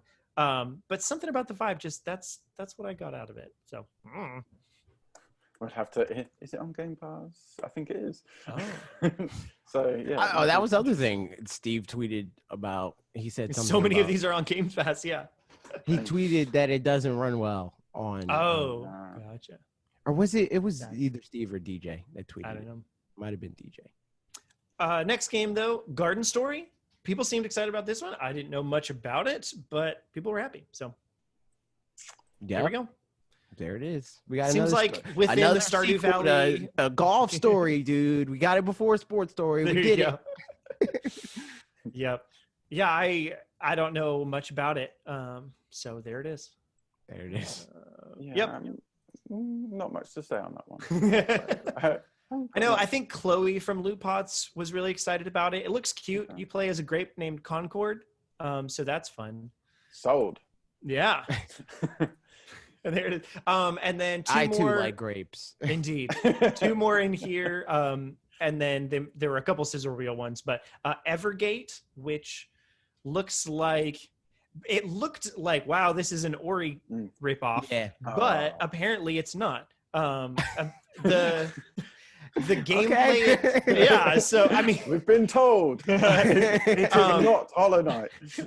Yeah, exactly. So from I think mostly I saw Rob from Rule 2 Review tweeting about it, but he's been playing it, and it looks like it's borrows some mechanics from Ori for sure. But the actual like gameplay loop is it's more level based, like short level based, like Celeste is or whatever, as opposed to being explorative or I think it definitely from the trailer was slick. You have to give it that. It looked like or it looked like one of the abilities you got on Ori, which you use most of the time, which is the hold and launch. But there's no context. But from the looks of it, Ori's got this stunning kind of storyline and musical score, and this one actually the music looked great, but it's jump arond. I'm trying to see music, dude. I think the thing is, what was the other game? Was it Glimmer? I can't remember what you said earlier. Gleamlight. Gleamlight, that's the one. I think Ori has set a very, very high bar for. Yeah, that's exactly what I was going to say. I could spend 2 hours talking about it. It is, it's hard though, just because, like you said, I think looking at it, the game looked, although the gameplay isn't the same as Ori or whatever, from the sounds of it, it looked like a budget Ori, and that sucks because. You said it. In and of itself, in and of itself, it doesn't look like a budget game. But when you have something to compare it to, like if you have Breath of the Wild, and then you have another game that does similar looking things to Breath of the Wild, you talking crap about the Samurai Jack? No, sure, why not? But like, if you didn't have Breath of the Wild, that other game would look like, oh, that looks great, So it's tricky because since it's doing things that resemble the other thing, automatically you have a comparison rather than just. By its own merits, I think it probably, looked looks great. And from the sounds of it, it actually is a lot of fun to play. I would like to play it actually. It's out now. Yeah. So you can. But yeah, it was hard not to make the comparison, which didn't help in some regards. It looks like it's shaping up to be the indie version of Mario Kart versus Crash Team Racing. You know, you've got a very similar, and shots fired. Crash fans, go after him now. It's his turn. And you're right. But I think as consumers and gamers and fans, I think we should give these indie, lesser indies, a bit more of a chance in terms of that might not have the budget of Ori and the Blind Forest, but it might still be a decent game, and it's really difficult not to make comparison. Yeah. So and when you say it might not have the budget of Ori, it definitely doesn't have anywhere close to the budget of Ori. Yeah, exactly. It's like, but that's not points against it. Like you said, that's just the way it is.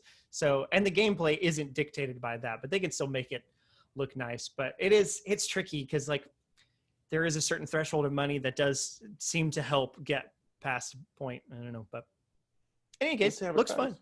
And then the last game was Bear and Breakfast. The best game that we've ever seen. Never going to get a better game than this. It does game look of the like year 2020 and 2021 combined, my guy. Yep. Best game. That's all it needs to be 41. Said. Yep. So. You get to freaking be a bear. You get to you get to eat breakfast and serve people breakfast. You get to be a freaking, I've been watching We Bare Bears some, and it definitely, like, the bear from this, Hank, I think, reminds me of the aesthetic of those bears, and they're so lovable in that show. So it's like immediately I was sold on the bear. What's funny though is like this came out right. I think this was right after Raji in the actual presentation, and I was busy tweeting things about Raji.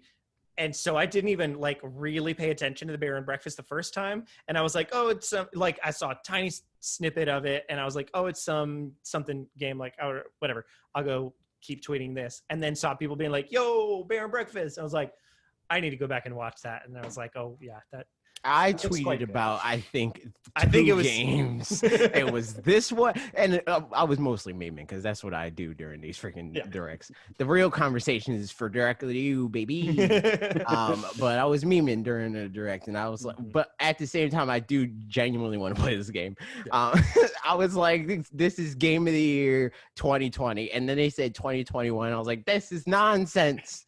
I'm upset. I'm enraged. Yeah. How dare they make me wait until freaking 2021, dude? How dare polishing time. I think it looks great. I think it kind of, again, it's just not expected. Bear and Breakfast, and I think the arts, like but that's the great thing with indie games is just like they can do whatever they want, but at the same time, like because of that.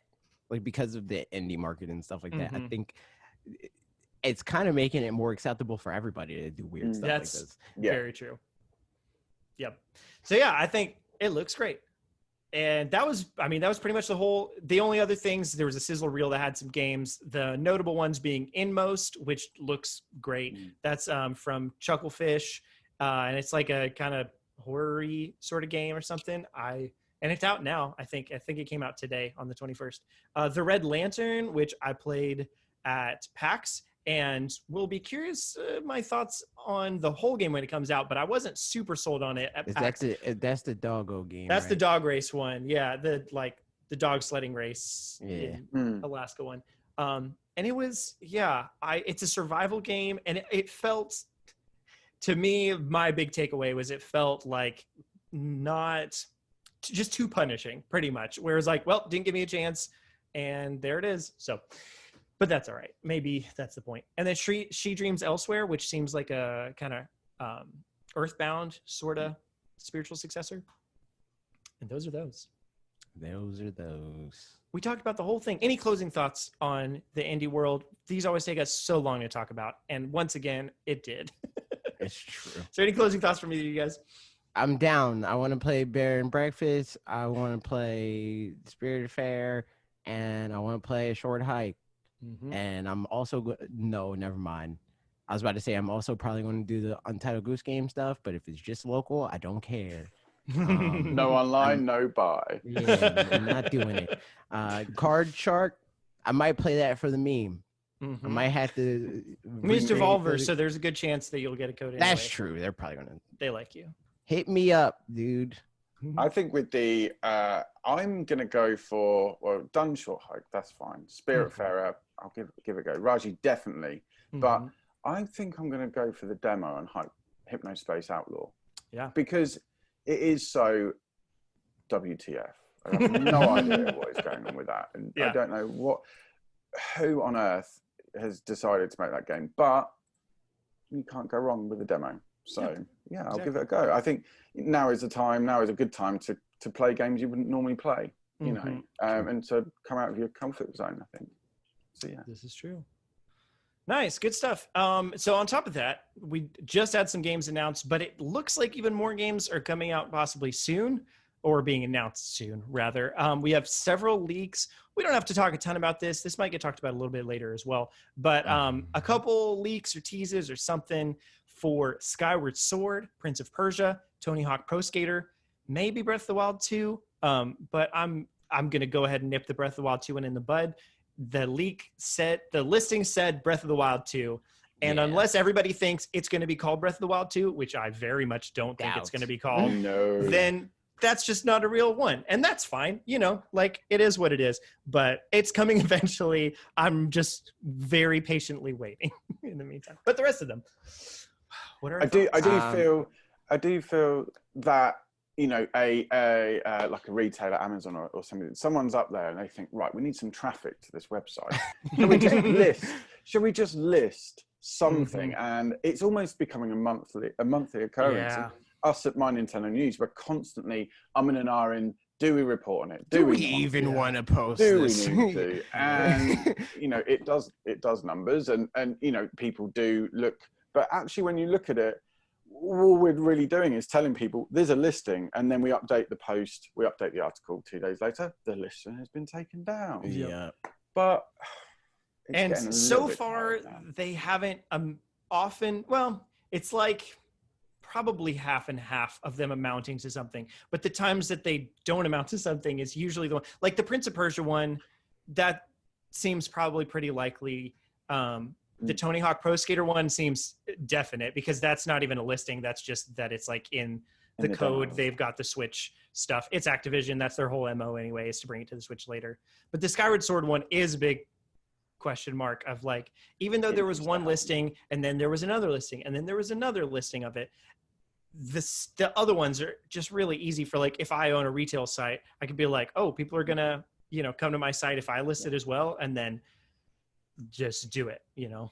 So it's true. Also, I mean, there's been like, it's like an easy thing to list because there's been a lot of gesturing from Nintendo to be like, we're probably going to do this. so like, it's an easy thing to be like, oh, there's rumbling, so we can put this on our site and we'll get traction. Yeah. Oh, look, Amazon have put it up again. Maybe we should do it, guys. Maybe we've had 3 listings today from Amazon.ie or whoever. So let's make it. Skyward Sword needs to happen. Skyward Sword gets too much hate. Skyward Sword is one of the best 3D Zeldas out there, even with motion controls. Everyone moaning about motion controls is just rubbish at the game. It's true. There was nothing wrong with it. I do think, for what it's worth, I feel like this is one time that I'll go out on a limb and say that I feel like the initial one probably, I could see it happening for Skyward Sword at this timing and all that stuff. Partly, one of the things I mentioned in my video this week is, in reference also to AJ's video from this week, is that the Wii U port well is drying up. And then they did Xenoblade Chronicles Definitive Edition.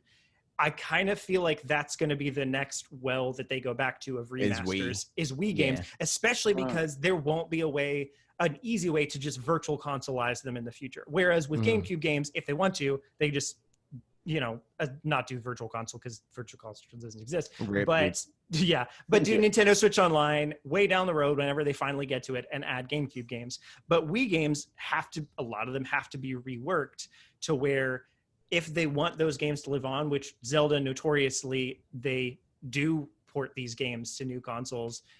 That seems like that's how that would be their MO for it anyway, is to do it. So I don't know, that one seems likely to me. Whether the listing itself is totally accurate, who's to say? There's placeholder. That's the go-to, isn't it? Yeah. Like, there's this SKU or this SKU, and there was something about there being a collector's edition as well.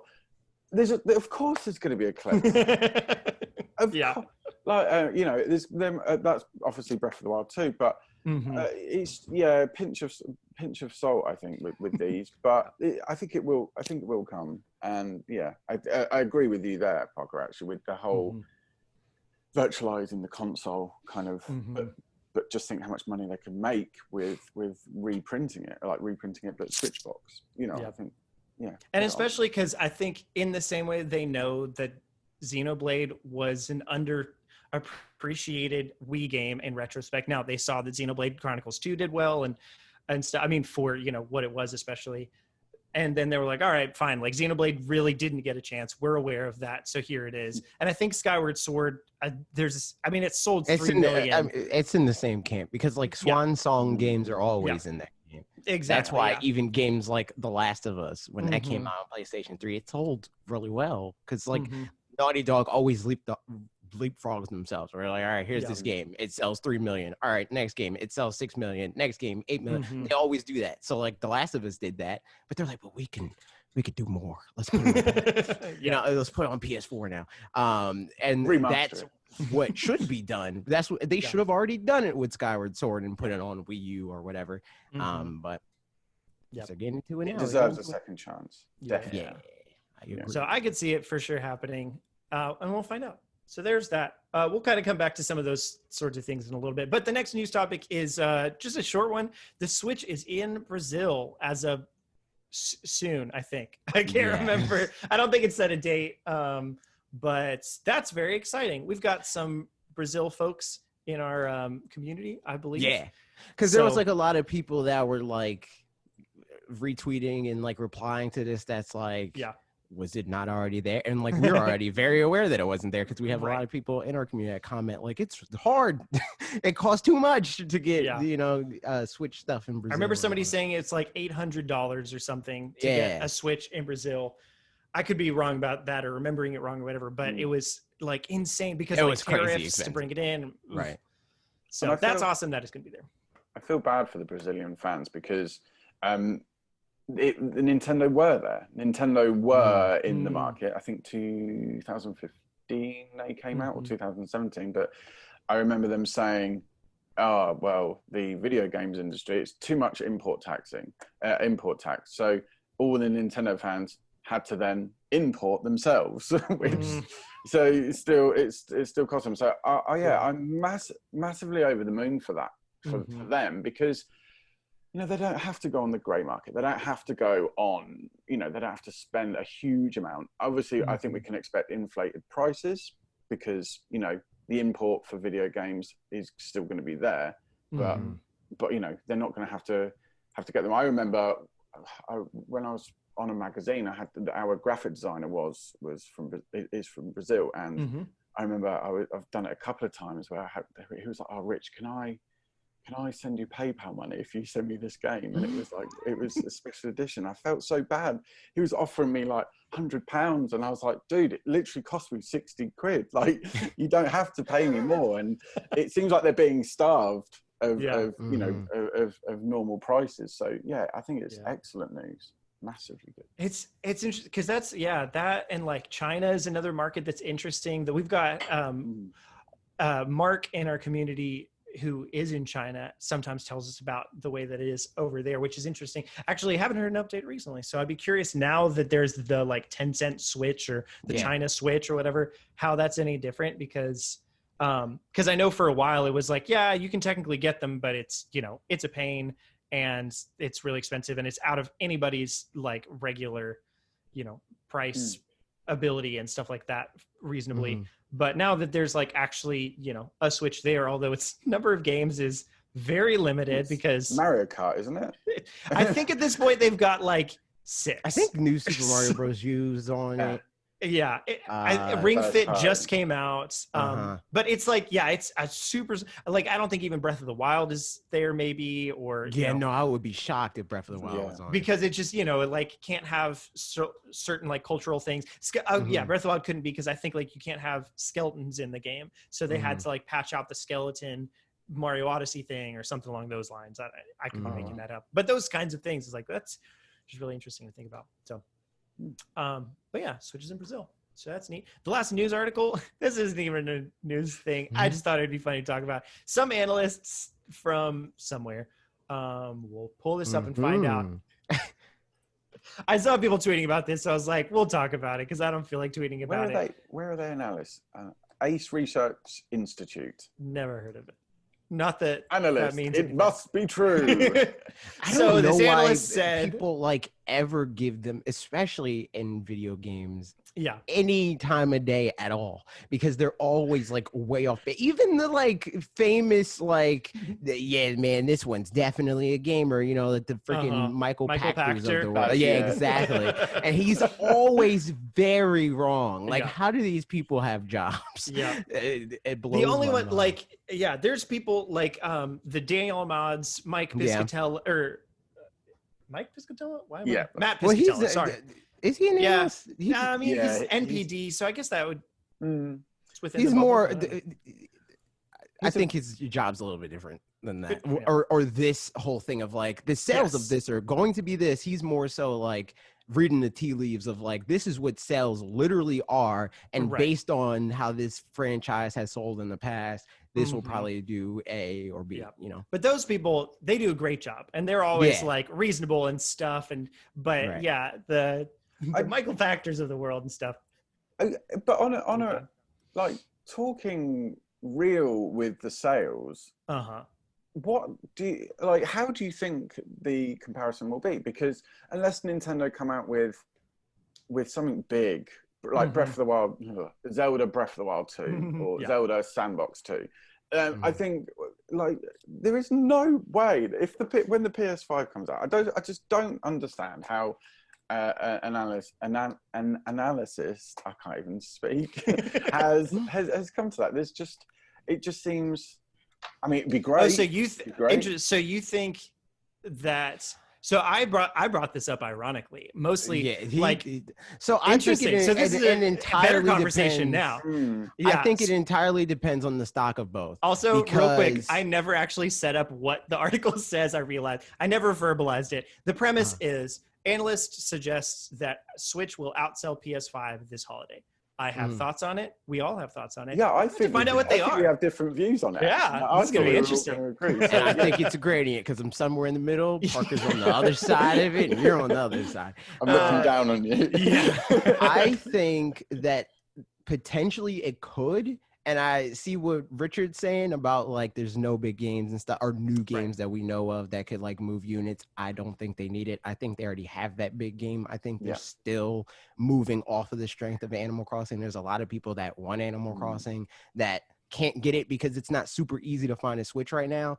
And a lot of people that aren't the type of people to say, okay, I can't get a Switch immediately. I'm setting all type of alerts, and as soon as they're stock, they're not doing that. They're like, okay, holiday, I'll go in there, and they'll probably have stock then. You know, so I could see Switch do crazy numbers regardless of if we see a big holiday title, and it'll really just be how many Switches can they have on store shelves. And I think that's the same situation for PlayStation, where they're even if they don't have a crazy launch lineup and a lot of the game, like if their biggest game is the Spider-Man Miles Morales or whatever, right? Like they're going to sell off the strength of PlayStation 4's dominance, at least in the beginning. So I think that both of them are going to sell as many units as they can manufacture. It just depends on who can manufacture more. I think I fully agree with that, because I think that is a big problem. Is, I mean, the Switch also has the advantage that it'll have in the holiday season, it'll have October through December, whereas probably the PS5's coming out sometime in November. Yeah, seems like we don't know for like sure. Mid to late, probably. Yeah. So at that point, it could sell great. It'll definitely sell all of its initial stock. Even if it's at the $600 price point that some people are worried it might be at or whatever, which I don't think, but whatever. Even if it's at that, it'll sell all of its initial stock just because like they always do. That's kind of how, console launches work. There's people that are going to buy it no matter what. But then the question is, how much stock can they actually have for the second wave? If there's even a chance to have a second wave in that amount of time.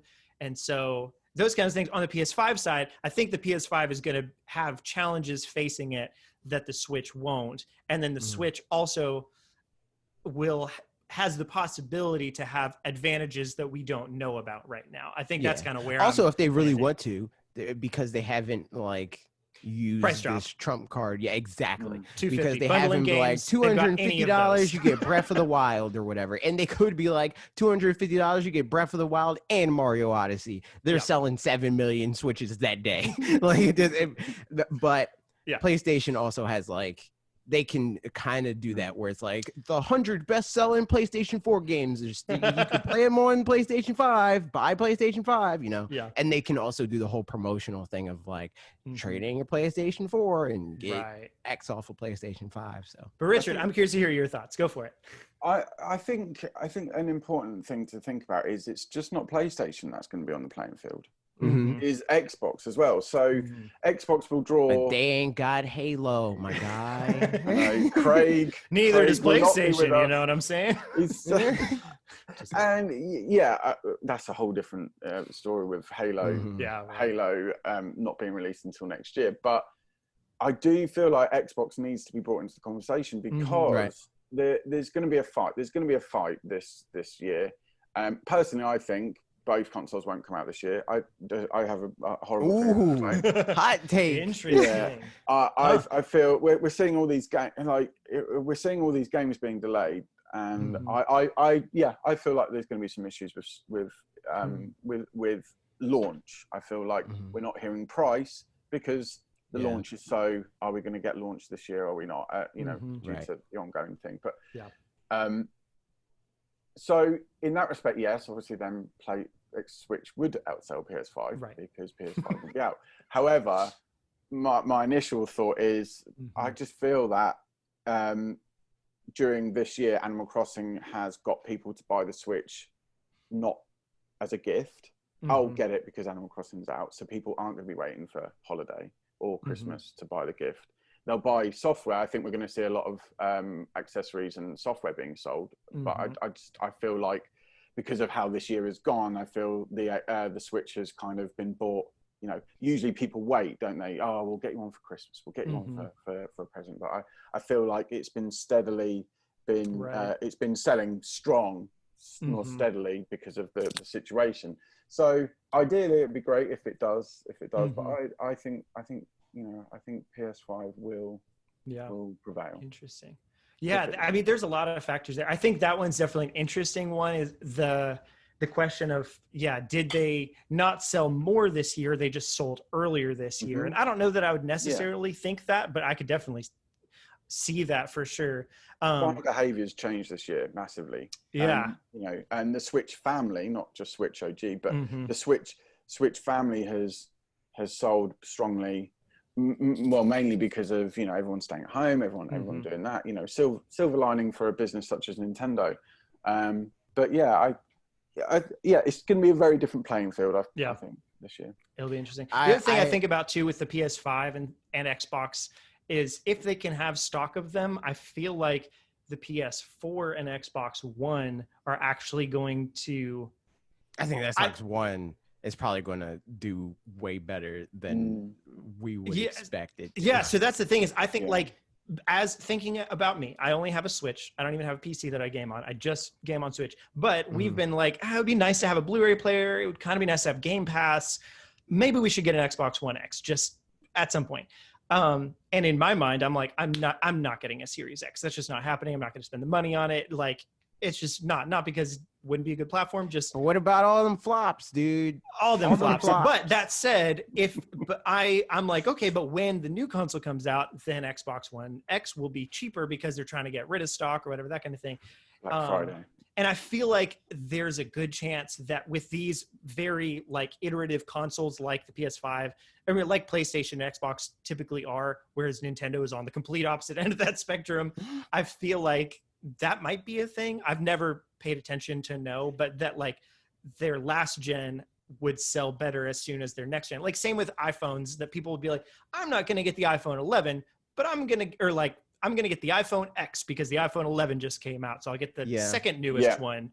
I feel like I think that's going to be too. much more of a thing for Xbox than it will be for PlayStation. I think PlayStation is like very much so like trying to maxed get PlayStation 4 out the door. They're like, hey, buy these now. But like once PlayStation 5 comes out, it doesn't matter. We don't care about it anymore. But Xbox is very much so because they're in the business of selling their console. Xbox isn't. They're in the business of expanding their platform. They care much more about you being able to play Halo Infinite in 2025 than they care about you having an Xbox. Yeah. And I think Xbox are selling Game Pass. Xbox, their presentation was Game Pass, Game Pass, Game Pass. And that personally made me think, you know, the Series X looks great, but they weren't. My Series just turned on. But that's great. That's weird. It happens to me all the time. It's like I didn't say. They're selling a service, like you said, AJ. They're selling Game Pass. Oh, you can play it on this. It's it's going to look better. It's going to sound better, or what have you. But yeah, I think what we're seeing this year is a very, very different two different paths on how each company is selling their product. I think that's the thing though that makes this interesting, where I don't know if I feel strongly on either side winning out. Or any side winning out, because they all have a strong value proposition. Like worst case scenario, Nintendo's like, we don't have a brand new big game, but like we still have Breath of the Wild, we still have Animal Crossing, and I think there are a lot of people that like. So my friend Chris, that I brought him up on, I've got several friends in real life that are my examples of different demographics of people. Chad recently, who's not a Chad, but my friend Chad, who he had a Wii U and like played Breath of the Wild on that, and like it loves Nintendo and stuff, but he's like, there's just nothing on Switch that I want to get. I'm going to wait for the Switch Pro. I'm a gamer. I'm going to wait for the Switch Pro whenever that comes out. But then Animal Crossing came out. His wife wanted to play it. Quarantine. He got it. Now he's playing all sorts of games on Switch. So checkbox off of there. That demographic is more and more covered. But then Chris, who's my friend who has a 5 and a 7-year-old, he just bought a Switch. I was so proud of him. He got a bundle. He got a bundle on eBay for like $600 that had like a whole bunch of games and like several controllers and stuff. So it's like, yep, that's a good. But so that said, I think there's the family demographic is this year is going to continue to be a big year for that, because and maybe it's just a very narrow view that I have from the families that I know. But I don't even know if that's true, because like I get emails from like and like Facebook messages and text messages and stuff like that from professors from schools that way, and their students and stuff like people being like, hey, which Switch should I buy and where do I buy it, you know? And then it becomes this thing of like, one example specifically at the beginning of quarantine and all that stuff was my professor texted me and was like, hey, AJ, I want to get a Switch because I want to play Animal Crossing, and I just got Animal Crossing for my son, but he doesn't want me on his island. So I have to get my own island. Animal Crossing itself is such a huge, I realized this at some point recently, that it's selling so many additional Switches because for that very reason, that like, it's not a well-designed game to share. And people are like, I guess I'll just get another Switch. And like, exactly. Man, Yeah. And that's what it is. It's like, and it doesn't even necessarily have to be a thing that you come into the door knowing that. Like you buy Animal Crossing, and you're like, this is a console. I can play this on the console or whatever. And then it's like, oh shoot, I can't have more than one island. Especially if it's a sibling thing. Then it's like, all right, let's try this out. If they start to kill each other, then maybe we'll consider it. And then it's like, nah, man, I want my own island. And it's like, all right, I gotta get freaking little Billy a Switch Lite. And now Sally's jealous because she doesn't have her own Switch Lite. So now I gotta get her a Switch Lite. And we got the family regular Switch, and Billy and Sally got their Switch Lights. We got 3 Switches that fast because Animal Crossing exists. And then you got to buy 2 more Animal Crossings. It plays Mario Kart. Brilliant. Yeah, exactly. What's a Wii U? We never heard of one of them. So this is a new one called Deluxe. You're right. And I think what they did quietly with, I say quietly, but unintentionally quietly with Pocket Camp. You know, that went in the brand, the Animal Crossing brand. It was almost like they marketed it correctly. But I think that the Pocket Camp, the Animal Crossing brand, was emblazoned into people's minds. They might have just seen it. They might not have played it, and they go, "Oh yeah, that was on iOS. Oh, that was on the App Store. That was on Google Play." And you know, this Animal Crossing phenomenon is again, obviously, probably a lot down to do with quarantine, but you know.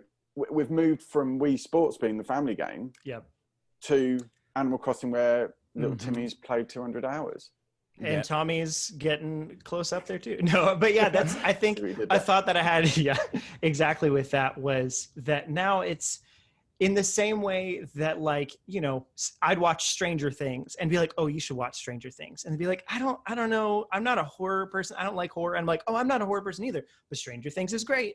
And even though there's some horror elements to it. Similarly with Animal Crossing, because of the social media stuff and all that, it's like, oh, you should get a Switch and play Animal Crossing. Like, but I'm not a gamer. Like, I'm not a gamer either. I don't know how I like it so much, but it's so great. You know, or like you like and then so yes, right, exactly. But like, there's so many. Do you like to socialize? We can't do that right now, but you can in this game. Yeah. So I will be interested to see what the attachment, like Nintendo's talked about, them trying to market towards Animal Crossing fans and trying to get them to expand their horizons. No pun definitely intended for what it's so to expand their horizons stuff. But like, I wonder what that's going to be like. In like, how many people are going to have a Switch and only Animal Crossing downloaded on it come 2 years from now? The Switch has outsold the NES or NES. Sorry. Yeah. Which is crazy. And I thought I was going to hate you for a second. It also outsold Lucas, but you know, no one's talking about that. And you know, a lot of people have a Switch, but it will be interesting to see what, you know, Nintendo have gone, wow, it's sold more than we thought they did. You know, we've sold all these Switches, but now are they now going to shift and cater for, because they pay they all pay attention to their demographic, obviously, but now they're thinking, wow, you know, we have this new demographic back. We now have some of the Wii demographic back in. So it'd be interesting to see kind of where it goes, or will they just shovel Animal Crossing, like they'll keep going. These are all very good questions. But for now, we're going to keep moving on to, so, okay, what's our just predictions real fast to close up this topic. And then also, Richard, do you need to we've got some more things on here. You can definitely stay, but also you said you might want to leave around the 2-hour mark. So I will stay. Don't you worry about that. Wonderful. My coffee is going in for a second win. So closing up that topic, predictions on the rank by the end of this holiday, although we might not hear for Xbox. I don't know. We'll find out. But on Xbox, PlayStation, Nintendo, which one will sell the most this holiday season? I think that it's most likely that Switch will sell the most. But I can see an argument for the other two, but ranked in tiers, where it's like it's more likely than Xbox for PlayStation to sell the most, but I think Xbox also has a chance if they can sell Games Pass. We didn't also mention Xbox Series S, which is all but confirmed at this point. Yeah. So like that definitely factors into that conversation, but whatever. Right. And they're going to count, I think that like NPD and all that stuff, they're just still one of to the count same it as like Absolutely. Xbox Series. That's how they're going to do it. Yep. Just like how Switch Lite and Switch are Switch. You know, PlayStation Pro. Yeah. I think Switch, PS5, Xbox is my guess, but I don't know. We could see. Switch. I think for me, PlayStation in terms of holiday, PlayStation, Xbox, Switch. If they launch lifetime, I think we're looking at Xbox on top. Lifetime sales. But yeah, that's curious. All right. Excited for Richard to be wrong, dude. Can't wait. No. I hope I'm wrong too, but yeah, man, interesting stuff. Okay, so that's all the news. So now we pull some comments from our videos that we each make a video a week. Richard, what was your video? I'm just kidding. We each do a video a week, and then we pull some comments that you guys put in here, and we talk about them. So AJ, quick synopsis of your video before we go. I made a video about Wii U games that, you know, Nintendo's murdering Wii U's legacy, the little legacy that it had. And, you know, I was just giving them targets to hit, you know, just continue the rampage, dude. So yeah, it was like, it talked about, yeah, finish them off, dude. Finish them, do the fatality. And even then, like, even after making this video, there's like a whole nother video's worth of games that I could talk about. Yeah. So I probably will do that, but I'm gonna wait because I know just, you know, playing the YouTube game, I already told people I'm going to make the Skyward Sword video. And I know that the comments will be, where's the Skyward Sword video? If the next video is not the Skyward Sword video. So that's going to be my next thing. Nice. And then I might do the Wii U game part 2.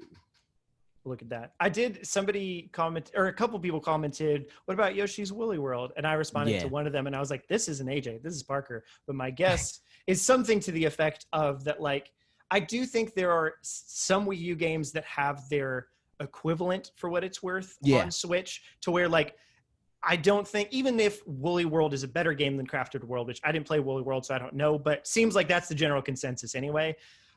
In Nintendo's mind, they're like, we've got our Yoshi game on Switch. We don't need to bring that over, and that would be infringing upon it. You know what I mean? So, like, I feel like there's some games like that where they're like, we're good. We're just not going to. So I think for me, it was more so, it was that in practice. It was like the reason why Nintendo would have that thought process is because of the situation with me where it's like, that game existed? Oh, shoot. I didn't even know that because Yoshi's Crafted World completely replaced it in my mind.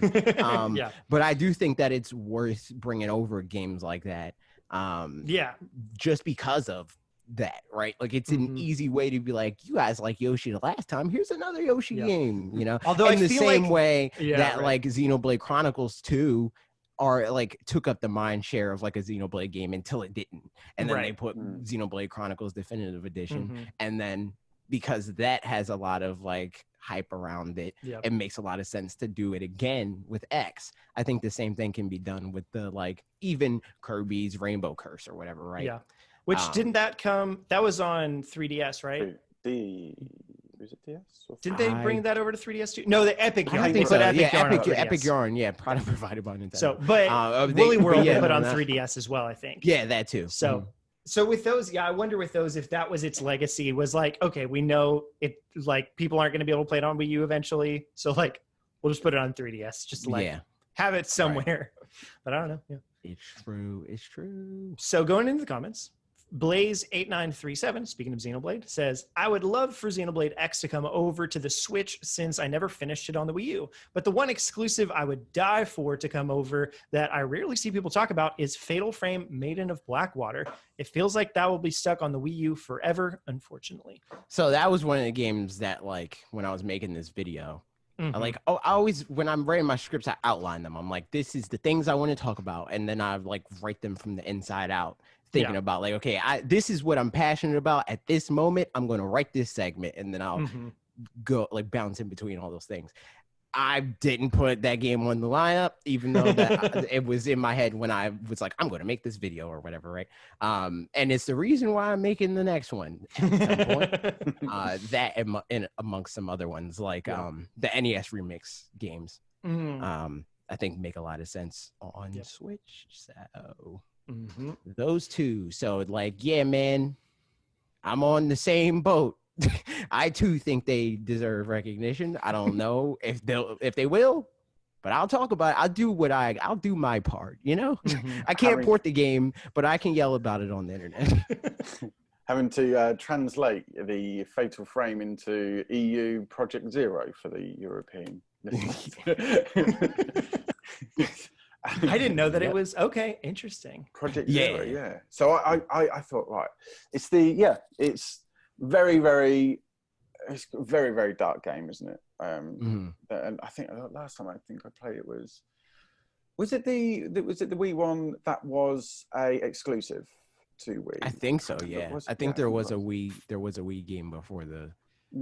Is Fatal Frame?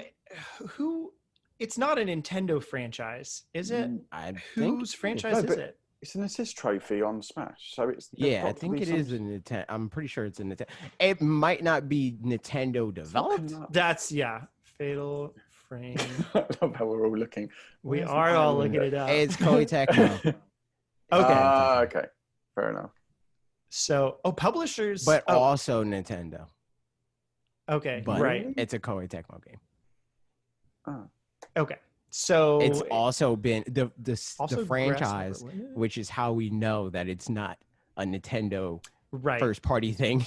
Has also Xbox, appeared PlayStation on Xbox. 2. Yeah, exactly. So no, it's not. Okay.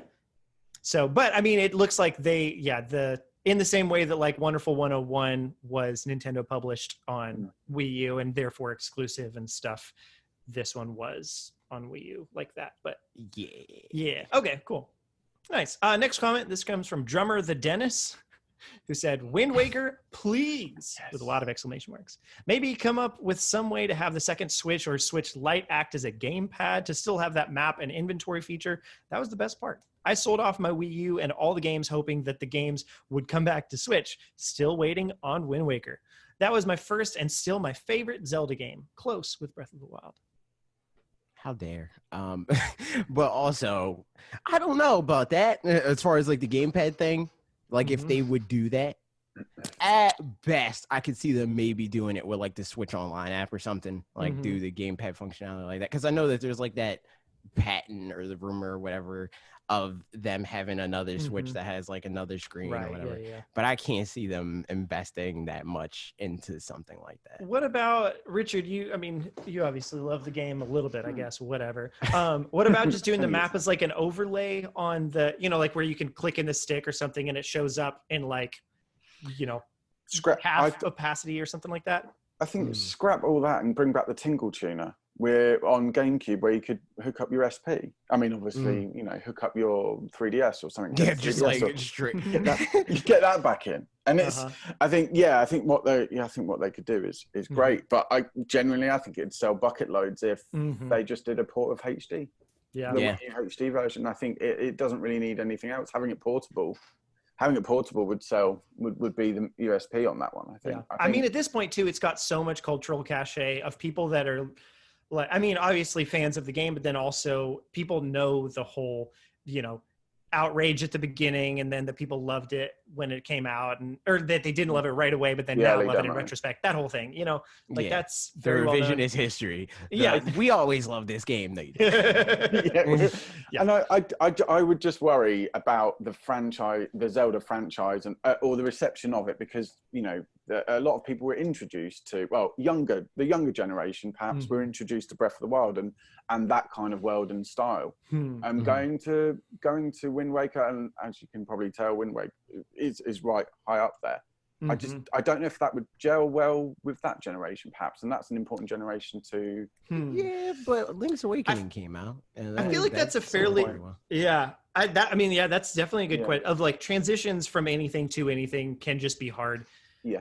Or that's a challenge that sometimes is easy to overcome and sometimes not. I feel like in the direction of very open to more narrative feels like an easier direction, because it's just like the game is telling you what to do, so you don't really think about not that in some regards. I don't know. And the fact that it's not like a new game. Right. I think exactly. Also informs that. Like if it was a game that came out that was like, if they did like a Wind Waker 2 or whatever, right?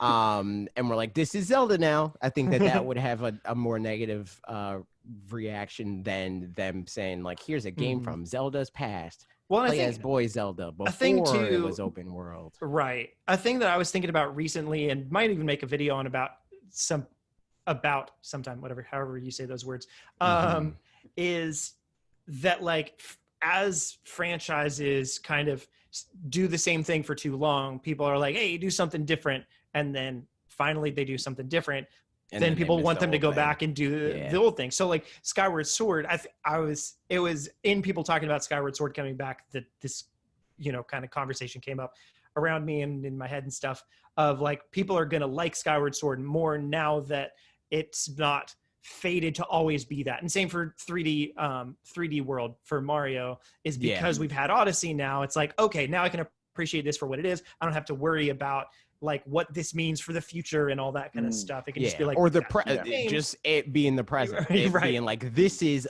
the Wii Zelda game, you know, like that sort of thing. It's like, nah. So then you can finally enjoy it. So similarly, I think, it would be interesting to see how. I think it would sell great. Yeah, just like definitely. I think it will at least do like Link's Awakening. Meaning it'll outsell any other iteration of the game to date. And just leave it as it is. Like leave the game as it is. I don't think, you know, package it up in a gold case and do the rest of it as physical, but realistically just keep it as Wind Waker HD. I reckon that would be, I mean, but then there is also that open that discussion about having a bundle of the last, you know, have Twilight Princess in there. I won't go into my thoughts on that game, but having them all bundled together would be great. And you know, and like you both said, you'd appreciate. I think the fans would appreciate it because there's no expectation. We know what's coming. We know what's there. Just give it to us. Yeah, that is the tricky thing. I don't know, like the Twilight Princess and Wind Waker HD bundle seems like such an obvious thing to do. Whether or not they're going to do it, that's like, there's not enough precedent to say, and I wish that they would. You know. Also, I mean, but I think like more so than that, there's just no financial incentive to do it. I know that's absolutely the problem. Zero. There's more financial incentive to add little bits of extra stuff to each of their versions, and then $60 each. Exactly. You know, or I mean, even like, you know, neat quality of life stuff of some sort. They could do literally nothing. They could just make it so that they could take stuff out. They could be like, here's the game without the gamepad stuff. It's HD and all that good crap. You could play it portably, $60. Like that, I think is the most likely scenario. It prints money. It definitely does print money. Yeah, people will be mad, but it won't stop them from buying it. People read Pokemon Sword and Shield. The people that will be mad are the people that ultimately do not matter to their bottom line, because it's like the people like us. We're like and we're going to buy it anyway. So like we can complain about it, but us buying it anyway is like, okay, whatever. And then the masses really don't care. Like they don't go in with an opinion of like, I hope that they box these two games. They don't even know that they're related. You know, like, they didn't know that it was on the Wii U probably in the first. You know, if somebody walking into Walmart or whatever, they're like, hey, Wind Waker, I remember that as a kid. I remember that as a kid, and then also on the Wii U in an HD format. You know, like So, next comment. Again, we'll keep moving along. Go ahead. Go for it. Okay, we'll keep moving along. You know what? Go for it. Challenger Drakava, which is fun, said Star Fox Zero flopped before the Wii U flopped. I honestly think that re-releasing a floppy game won't give it the justice it deserves. If any old Star Fox game were to get an HD comeback, would have to be the Star Fox Adventures for GameCube. So I included this because I didn't want all the comments to be like, I agree with you. You know, we're always gonna have some balance. I disagree, because like timing wise, that just doesn't even make sense. It's not like Star Fox Zero was announced at launch or was a launch title or anything like that. This was at the tail end of Wii U's life, and Wii U flopped year one. You know, so like this was like a game that they're like, maybe it'll turn things around. And it didn't, because people didn't want the gameplay gimmick at the time. Now I feel like people are more like, oh, the Wii U was cool, dude. Like, I wish the Switch had games that Wii actually features. use the gimmicks. Yeah, exactly. Like, what a time. But yeah, no, I disagree. I would like to see Star Fox Adventure ported, but that's completely removed from anything about my feelings for Star Fox Zero. Because Star Fox Zero, for me specifically, and I talked about it in the video, I look at that game less like man, this is a Star Fox game and it needs to play like every other Star Fox game, and more like it's an arcade attraction of it, you know, like in the same way that like the freaking VR thing at Toys R Us, Chuck E. Cheese or whatever. Like that's how I think about playing it. I'm not trying to like be pro gamer when I'm playing that game. It's dumb fun. I think we already have the Star Fox game on the Switch, which works really well, which didn't sell at all. Yes, it has Toys for Life, which were absolutely pointless. But you know, I think we already have that, and I think that's in my head, the Wii U stuff wasn't brilliant, and the gimmick was there. But yeah, give us the Ubisoft one, didn't sell, but still a solid game. So slight gap filler there. Yeah. Next up, last comment for your video. Corey said, I'd love to see Nintendo actually go all in on doing full remakes of classic Zelda games, especially early 3D ones like Ocarina of Time and Majora's Mask. I don't mean simply up-res old textures and stabilize the frame rate. I mean go the Capcom Resident Evil 2 and 3 route. Honestly, if they even, if they had to significantly rework some of the side stuff, a game like Majora's Mask running on Breath of the Wild engine would be phenomenal. That game already begged to be open world, as someone had their own lives, a relevant day and night cycle, tons of side quests and mini games, and just an amazing area to explore. Being able to do all of that as a Deku Kid, Goron, or Zora, track down all the masks around the world and explore in full HD with modern visuals and possible new features, whether like Breath of the Wild, for instance, would be jaw-dropping. I have thoughts.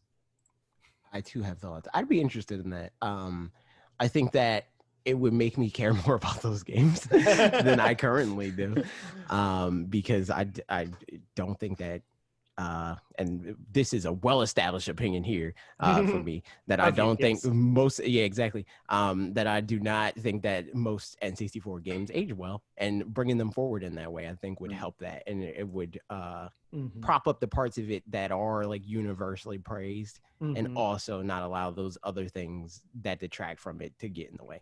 Yeah. But I do think that the people that put those games on a pedestal, a contingent of them at the very least would hate something like this. I think the tricky thing is, there's some degree to which I would imagine when being like, okay, we're going to revamp how this thing works or whatever, especially if it's going from linear game to fully open game or something like that.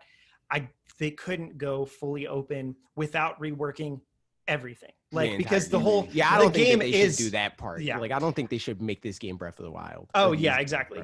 So I think that's the thing. I think on the other hand, definitely doing like it's like a Resident Evil 2 situation or 3 or whatever, where I didn't play this game, so I don't know from experience, but from the outside looking in, it seems like they modernized some things. They didn't like turn them into Resident Evil 7. Right. They just modernized what Resident Evil 2 and 3 were before. So I think there's a way of doing that that's like a good middle ground, where they look better and all the like buggy kind of stuff just feels better. But because there's definitely things in those games, and a lot of the antiquated like stuff that Breath of the Wild addresses, where it's like, you can't do that thing. The guy didn't tell you to do the thing. So despite the fact that you know you need to do the thing, the guy has to tell you in the game because Link doesn't know. You know, that sort of crap, where it's like, okay, I'll just go there, and the guy's like, dude, how did you know that? That's wild. All right, okay, let's go on. That's like, as I'm playing Spiritfarer, there's some stuff like that where like you've got a person with you that's kind of a tutorial-y person. She tells you to do some stuff, but then also if I just notice, I can go do that thing, I just go do it, and then I can go talk to her, and she's like, you already figured that out, look at you, and then tells you the next thing that actually she needs to tell you. There's even games that's nice from that time period, like this freaking Tarzan game, and the Turchek, the child, the Rosie O'Donnell, the gorilla ape. I don't remember her name, but she's like, yo, get that banana. And you don't have to wait for her to tell you to get the banana. You can go and get the banana, and then you can go and talk to her, and she's like, yo, get the banana. And it's not there anymore.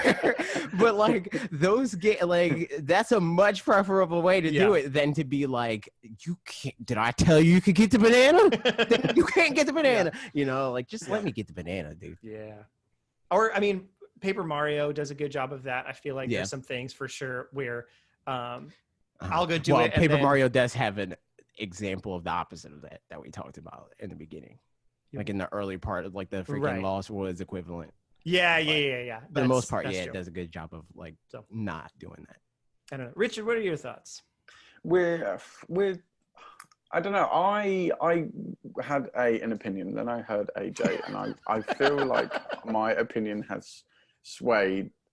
I think I just don't know if those games should be touched because they're there. They've been done. We've had 3DS not remasters, sorry, but we've had the polish. Nintendo have brought in a really decent company to do their job to get it up and running, and I think breaking the boundaries of those games and ripping them apart too much will just kind of, there's no point in my eyes. They haven't aged great. Like you say, you have to do this in this way, you have to do that, linear in its purest form. I'm not fussed. 5 years ago, remake everything, get everything out. I want it in Breath of the Wild. I want to be able to play it. Like, for instance, playing the Halo collection. I completed the Halo collection a couple of months back, and having the option to press select, or whatever they call it on Xbox, the 3-panel squares, whatever. Yeah. What is that? And to go into like old school graphic mode and into like new HD graphic. That I would like to see, because I would absolutely 100% play Majora's Mask again, Ocarina of Time or whatever, but with the ability to flick between old school and nowadays. I think something like that would be better for me personally than remastering. Yeah, I feel like to me, if they brought them up, I would like them to look better, and that doesn't mean that everything, I don't know, just look better, whatever you guys decide to do with that, make them look good. And then just like removing the clunkiness of the kinds of systems that are in there, like the things AJ you were talking about, of like the stuff that makes me feel good about the decisions that I'm making, not like blocking you off from going somewhere because you just haven't said to go there yet, but you're about to say to go there. Those kinds of things, like I think would be nice. I think this guy is more so saying destroy the game and rebuild it. And I'm not so much saying that. Yeah. I'm just saying like remove the friction, because people like misconstrue that for challenge, and it's not challenge. It's just a way to arbitrarily extend your time with the game. It's like, or it might not even be arbitrarily extend your time so much as it was like that was just the way to, there wasn't enough room to code things of like, if they already went and did the thing, then you can do this instead or whatever. Like they might have had limitations. That's possible. Yeah, I don't know. Those were my thoughts on that. But yeah, so that's burn that part of it, not the whole game, just parts. Yeah. So there you go. There was that, and then I made a video, and it was. It's true. You did. We just went ahead and ripped that Band-Aid off, like you said in your tweet. It's true. We did. We predicted the. I put a ban on this podcast specifically for us to talk about predictions, because like you were talking about earlier with the like store listings and stuff like that, that's the podcast the Nintendo podcast equivalent is the Nintendo Direct rumors of like, let's name another episode podcast. I mean, freaking direct predictions or whatever. And it's like, I can't do it anymore because they're always the same exact like song and dance. And for what it's worth, like I think we would all agree that we'd like people to come to our sites, YouTube channels, whatever, for the content, and us not so much just hype for the sake of hype. So that's like, and even that, like even with the predictions video, I'm not. That's not the purpose of it. Is like but like it's just fun to talk about. At the core of the video, speculative things like exactly. It's like what's some things Nintendo could be working on, because that's fun to imagine. And also, it's one half of it is that, and then the other half is like rationalizing, how things are going or whatever. But the life of a Nintendo fan, I think, you're so correct. It's what we do, and I think the Nintendo fan base are. Are intent on doing that. I don't see that type of energy going into predictions with other with other communities. I think it's from the Nintendo fans, ironically. Not like it's from the ones that, like Game Explain or whatever, where they're mostly Nintendo, but they're like, you know, we also like PS5. Let's do some predictions for PS5. But like, there's no, I don't know of any PS5 channels that are like, we're going to predict some stuff, you know? Yeah. I think that that'll happen more and more as time goes on. Yeah. Because their communities weren't as established. Like the Nintendo community always had like, you know, guiding stars, as it were, of like Mario's a thing that's always going to happen. So what's the next Mario thing? Whereas like PlayStation from its inception was like, man, you know, it's a great game on PlayStation. Freaking Grand Theft Auto, Solid, and Final Fantasy VII. Nothing made by Sony. That stuff is like Crash Bandicoot, I guess. You know, like, and even that was kind of third party. You know, so it's like they're only just now starting to get franchises that are good and matter, not just because I have a PlayStation, so I guess I like God of War. It's like I have a PlayStation 4, and because I have a PlayStation 4 and they want to like make this ecosystem mean something, God of War is good now, you know? So I think that that'll bring more people doing that. And all the Fall Guys predictions, especially. Yeah, of course, dude. Yellow team going. I've heard of that. But no, I agree. I think IP, Nintendo, you know, that their IP is strong, is incredibly strong. And as AJ, as you said, I think, you know, things like the pillars that hold up the others are getting even stronger. And I think it is good to see. You know, God, if everyone reacts like Nintendo Directs, I think we're all doomed. But but you know, hype is good at the end of the day. I think I can't see that happening. I think that'll take a long time because Nintendo's really good with their branding, and that hurts them. Like they're good at making people care about Nintendo Directs. Because when it first started, I was like, okay, whatever, this is a thing. But they got to a point where it's like it's video game Christmas multiple times a year, and everybody has these crazy high expectations, and that brand has weight to it on the level of the games that are announced there. Like, it's kind of like how traditionally like comic books or whatever would launch new comic books of like Black Panthers and Fantastic Four, that sort of situation. Nintendo Directs have that weight to them where it's like, we can make or break games by the ones that we include or don't include. And how we include them when. Raji, Spiritfarer, like and then whereas like PlayStation and Xbox have equivalent events now, but they don't matter. Like State of Play's like, you know, like I'll take it or leave it, you know, and even to a lower degree with Inside Xbox or whatever, right? They might be able to get there eventually, but they're not on the level of Nintendo Directs. That said, here's some comments. The Nintendo Gamer left multiple comments, many of which were very good. And so I'm reading two of these a little bit. First bit, they announce whatever is left in 2020, give trailers or things in 2021, no concrete release dates, I believe.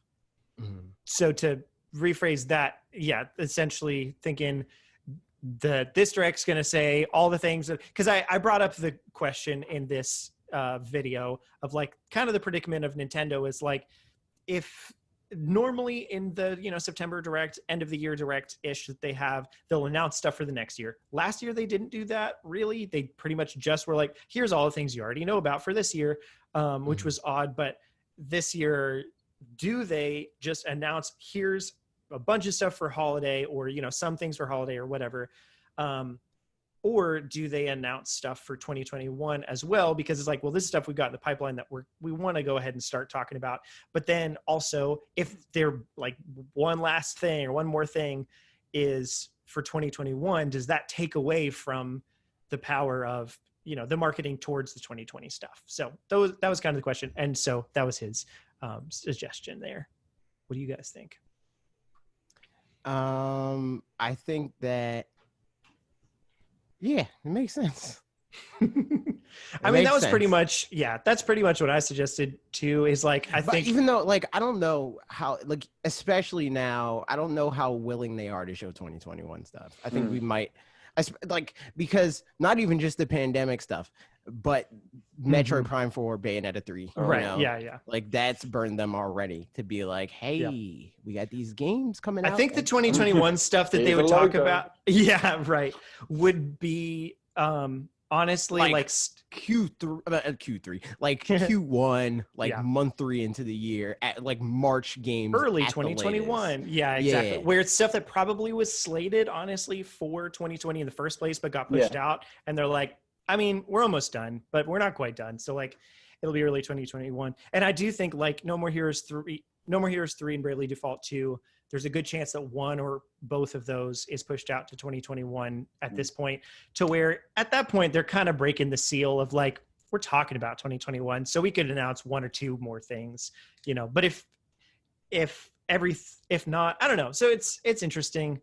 But yeah, I think we'll see some 2021 stuff, but not holiday 2021 anything or something like that. I don't know. What do you think, Richard? Yeah, I think I agree. I think it's just a case of they've been stung in the past. They've been stung in the past. I think they're learning by not learning by the mistakes, but they're definitely taken on board. And I think the way in which they're announcing stuff is just it's changing on a monthly basis. You know, we're getting shadow drops here. We're getting, you know, the leaks, thankfully, seem to be getting less, maybe, from what I can see. So I think they're just being reactive. So, you know, I don't know. I would like to see more shadow drops and, because Paper Mario, for instance.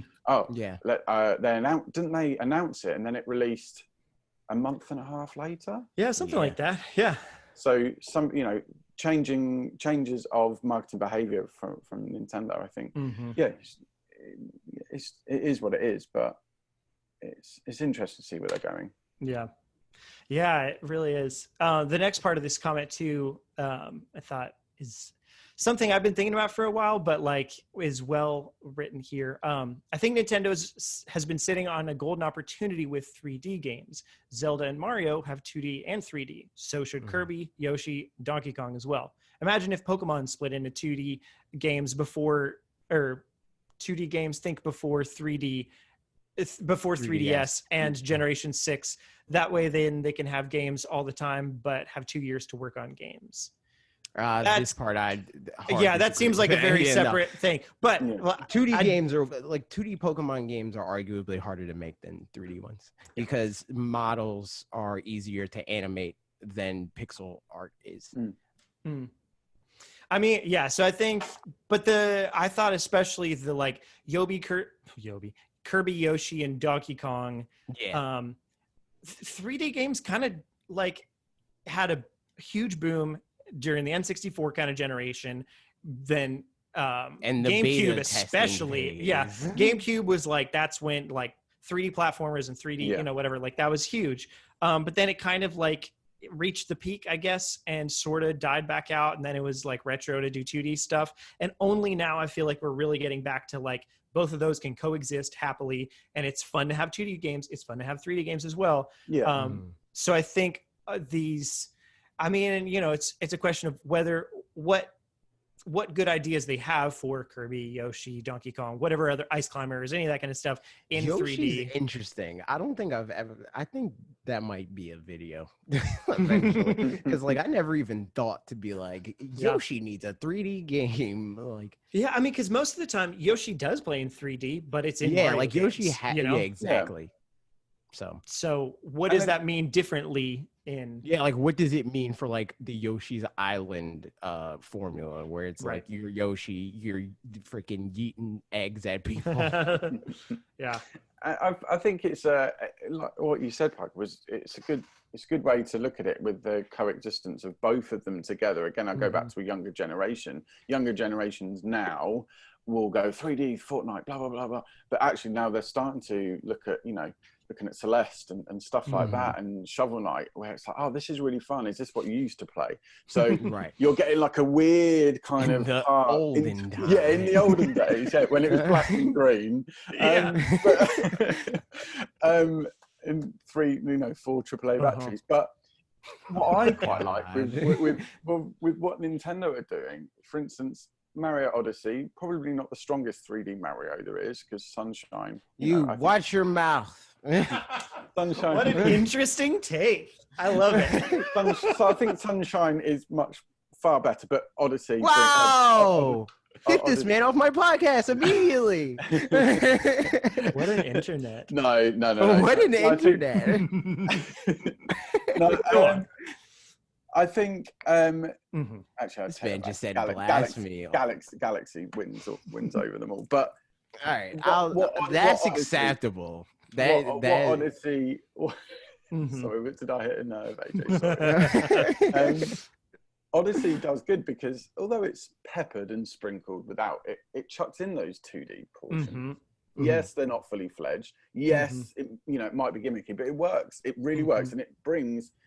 As a 31-year-old gamer, I was like, oh my god, like I'm getting a really good nostalgia kick here, and I really want to see more of that. I want to see the blending of both. Yeah, if it can work and if it's relevant. I mean, yeah, even thinking like New Super Lucky's Tale, it's mostly a 3D platformer, but then it's got some sections that are just 2D sections and that kind of thing. So like that's, especially now as we're getting into an age where even most 2D games are 3D models on a 2D plane. Yeah, like Yoshi's Crafted World's like 2D. Yeah, exactly. So it's sections where you're like on a path and you're moving through the Z-axis, but it's still a 2D game. Yeah. And so I think it'll be interesting to see more of those come together. But I like the freedom in any case that 3D games have to offer. And there's some gameplay elements that are better done with more limitations on it, which is then better done in 2D. But if you can implement those into a 3D game, like you said with Mario Odyssey, that's a great point where like there's the 2D sections where I remember in the Mushroom Kingdom at the end, there's like a part that was very not anymore. There's a part that's like it's kind of like a Mario Galaxy sort of thing where you're like playing with gravity, and it was very difficult, but it was fun in any case, but it was something that could really be done just through 2D in that realm. Yeah. I thought that was cool. Next comment. This is from The Eye Sheep, who said, I'm pretty sure Nintendo will give updates on Breath of the Wild 2 for 2021, because it's not like they're going to keep Zelda news away since it's most likely coming next year for Zelda Anniversary, and they need to start marketing from now on. But of course, all of this is dependent on whether there actually will be a full-out Nintendo Direct, because if there isn't, then there probably won't be any Zelda news. I don't even know if we can say most likely to anything. That's because like that's probably their plan. They probably would, like when they announced Breath of the Wild 2, they were probably like, yeah, man, 2021, we're going to do the anniversary thing. But like then COVID happened and the Fire Nation attacked, and now Zelda's 2023. Like who knows? Yeah, exactly. So I think it's all the other thing too is people are talking more and more about the Zelda 35th anniversary as if that's a confirmed thing, but yeah, that's not really. They usually do something for Zelda's anniversaries in the same way that they usually do something for Mario's. Indeed. We also are going to do something for the anniversary of Richard being on this podcast because he's got to go. But Richard, thank you so much for being on the podcast. I know it's very, very late for you. We record ads. Very much, guys. It's been very good, a lot of fun. Thank you. I am going to dip out, but thanks for having me. Yeah, indeed. See you next time. Cheers. Bye. So yes, that stuff. Yes.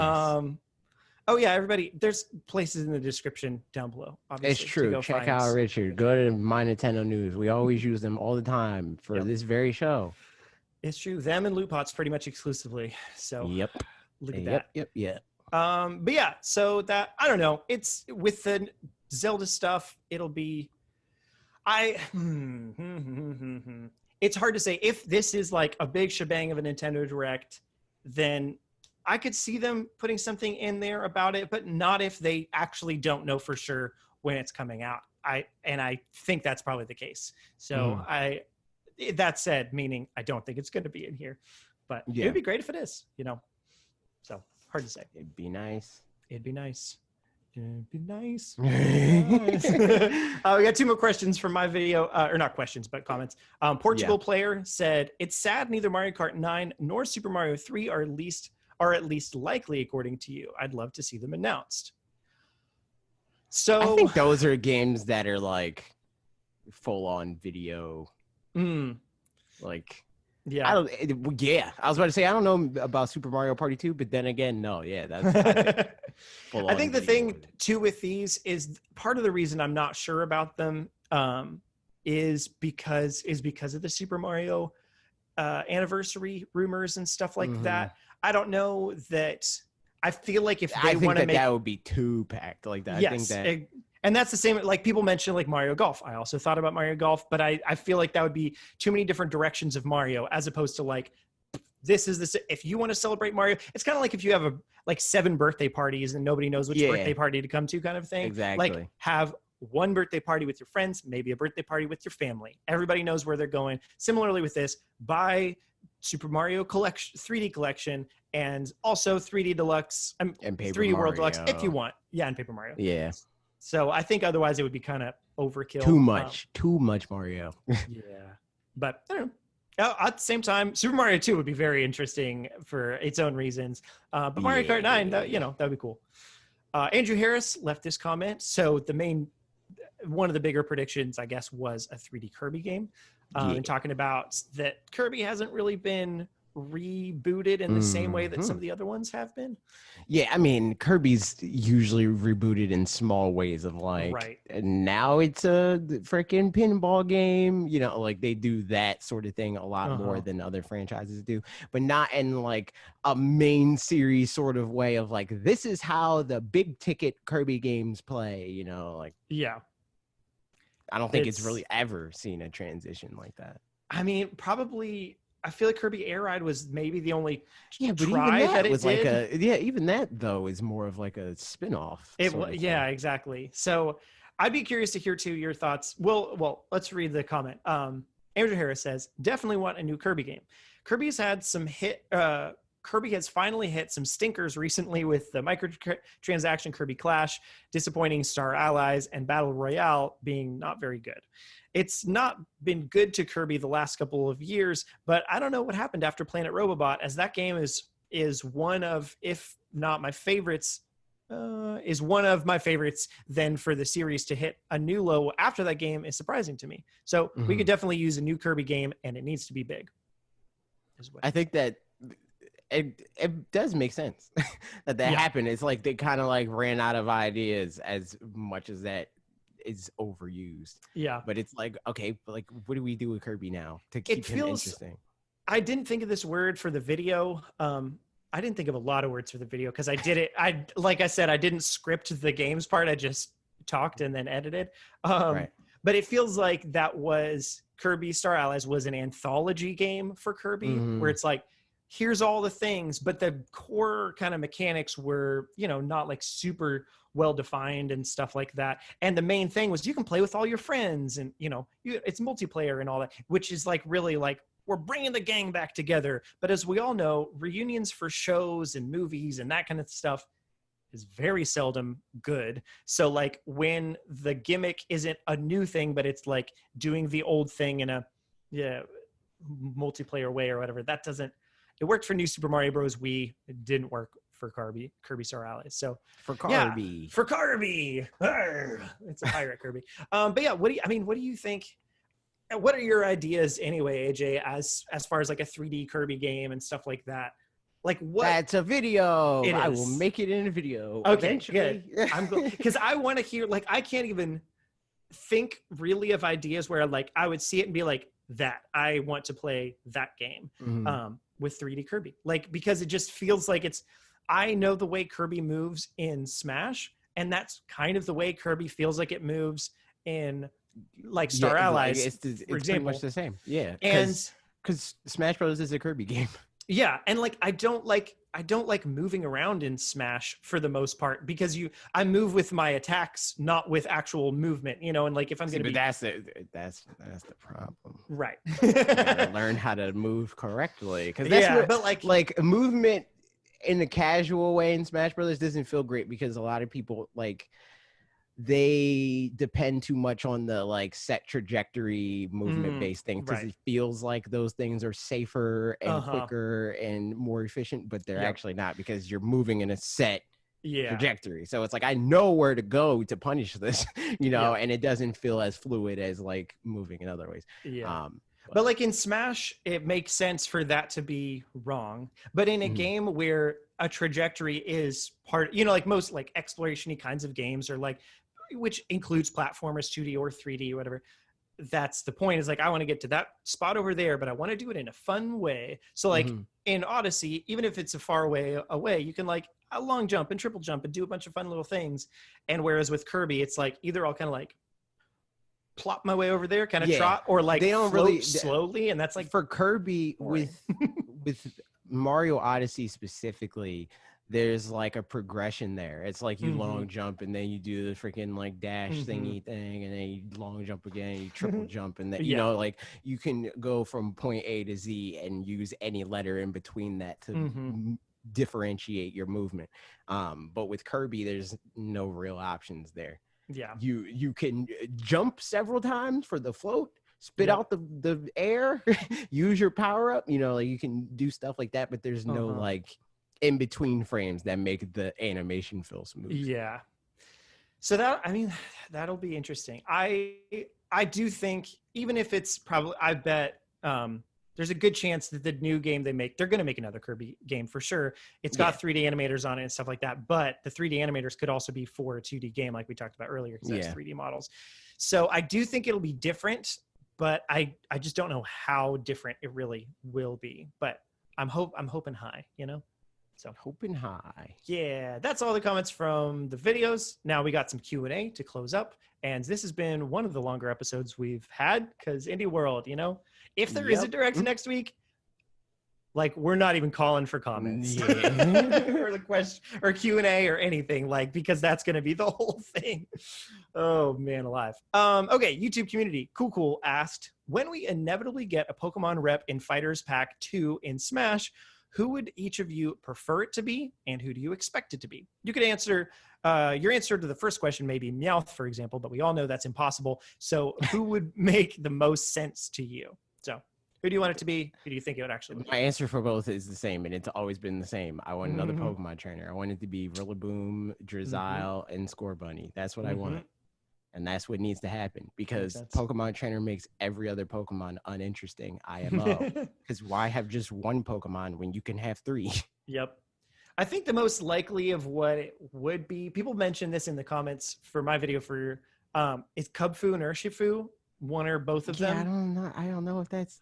Because it really just depends on if Ash catches Urshifu and his Urshifu matters, like like a character like Greninja sort of was, where like he was embraced by the Pokemon fandom. I could see that. But right now it's kind of just like it's like betting on the horse that they want you to bet on, and that's not always the one that succeeds. And I don't even know if they think that, Like, I think that it's way more likely for them to bet on starters, because those are like 100% going to be embraced by people at large, versus like a random like mythical or legendary Pokemon. That's true. Who do I want it to be though? Heracross. Yo, I'd be down. Yeah, I would be down for Heracross. All right, next comments. These are from Twitter. A question from Duncan Ketchison. Happy birthday, Duncan. It's true. He said, yo, outside of your realm of internet buddies, do you listen to any podcasts? If so, what's your favorite and what's it about? My favorite? I don't know if I have like an overall favorite. I have podcasts that's like I listen to, and I don't really listen to any other ones, but it's not like a standing thing where it's like my favorite will always be this podcast or whatever. Right? But right now I usually listen to the Rooster Teeth podcast. I haven't in a long time for that one, but I have been listening to their new podcast that's called something that I can't say on this podcast. It's called F Face, and it's Gavin Free and Jeff Ramsey, and then Andrew something. but I don't really know him. He's like apparently like a Rooster Teeth person that they talk about a lot, but he's not really like working for Rooster. It's weird. But yeah, it's just because like their dynamic is funny and that it's a good podcast. It's just basically a comedy podcast where they talk about ways that they're like sabotage themselves unwittingly, but kind of at the same time for the meme, you know, right? Like they do stuff that they know is going to end badly and result in fun stories. That's that fun podcast. I mean, for me, at this point, like, especially because I'm not driving as much, I'm not listening to as many podcasts as I used to because that was like when I would listen to them most of the time. So now I mostly just listen like when I mow and some other times here and there, but mostly Nintendo ones still, but fewer than it used to be. So like NVC's probably. I don't know how I listen to NVC sometimes depending on the topic. I don't know. I just like I like their personalities and stuff. And it's fun. But yeah, there's other ones that I've just listened to less and less. I listen to the podcast just because, again, internet buddies, like you said, and I listened to it before I was on here. So like, obviously I like it regardless. It's true. But actually, that's how I got hooked up with them in the first place, I think, was Max and I listening to it. Yeah, Max and I don't know. It's a bunch of little things, but Max and I became friends at some point on Twitter. And at some other point, I wrote, they were looking for music for a game like that they do in there. And stuff. Yeah, they were looking for some jingles. I did a couple of those and sent them to them. And I don't remember which was which, but they both happened. So it was a fun time. But yeah, other than that, I edit my mom's podcast whenever that happens, but that's on a break right now, which is good because that takes up a lot of time. And there you go. I don't know. Mostly that. Not a lot of podcasts these days. So yeah. Aaron Fields asks, best and worst Power A products. This is a Bob question. I did some Googling. Okay, let me know. What's our opinion? Mostly that a lot of it is very similar to each other. It's like a ton of different looking controllers that are all kind of the same idea. And so I don't really know as far as that goes. The only one that I use of Power A's, I think it's Power A, the brand that I have, but it's a Joy-Con dock charger thingy where I keep two sets on there. So I use that, and that's pretty useful. But otherwise, I don't know. Yeah, it seems, I mean, maybe the power bank is the best product. There you go. The worst one is all their controllers. Controller number 7. Just get a pro controller. Yeah.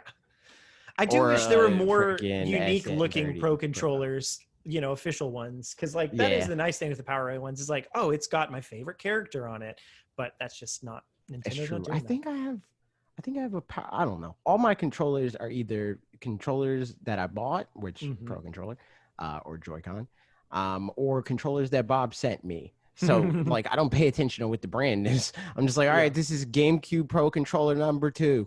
Like, yeah, I think I do have one Power A controller that I think it's a Zelda one that I got way back, and it's wired and stuff, and it's not. Yeah, I have a black $20 wired one, but I don't know if it's Hori or I don't know, man. I don't know.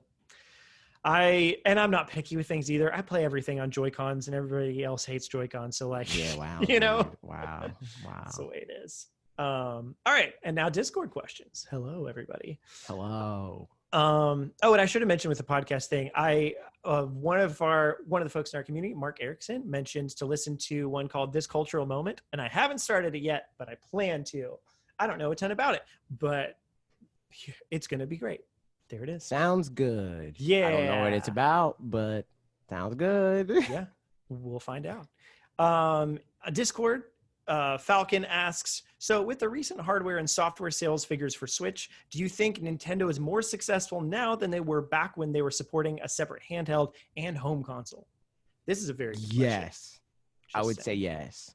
Because, like, so, I mean, even for Nintendo, like, success in game sales for hardware and software is like backloaded. It's like you succeed a lot on the back end of like your library in retrospect, and the lowering of hardware costs and stuff like Mm-hmm. that. They don't have to worry about paying off R&D for 2 separate platforms. They don't have to worry about weighing like, okay, is it a good time to double down on the support for this platform or this platform? Mm-hmm. Like they can just focus on getting the stuff that matters most to one audience, and then that audience will, you know, flock to it in droves. Rather than like with Wii U and 3DS specifically, right? They had to bet the bank on one or the other. And if they put out a Star Fox Zero and everybody's like, well, this year's a bust, they could have did that for 3DS, but they didn't, you know, like they could have made different decisions that would have netted out to be better. Now they don't have to make or take huge risks that are as like questionable. Yep. They can still make interesting games, but they know. Would you say, to go back to, so because that was a low point for sure for the home console versus handheld, but what about like the height of Wii and DS years, or N64 and Game Boy or something like that? I think so. For the audience that we have now, or that they cater to now, I should say.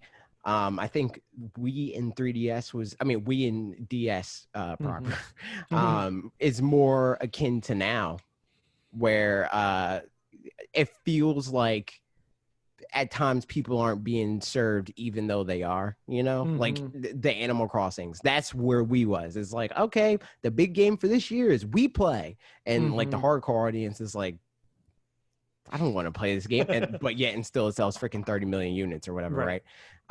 So I think that on that end, thinking about like which one has, or how much better are they at serving the audience that I think wants to want a Nintendo platform specifically.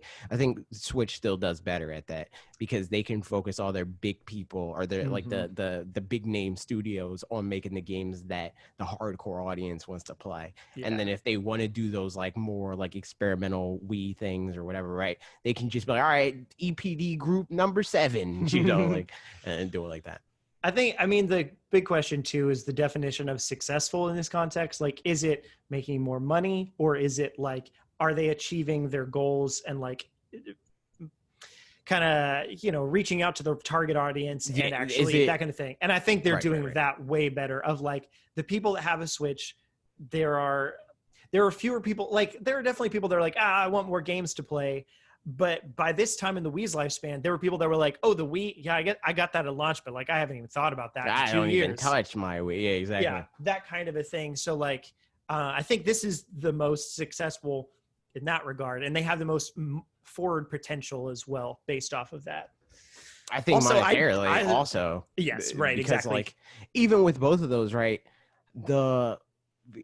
maybe. You know, the Wii, like best case scenario, if you own the Wii and the DS, they're getting $400 off of you or whatever, right?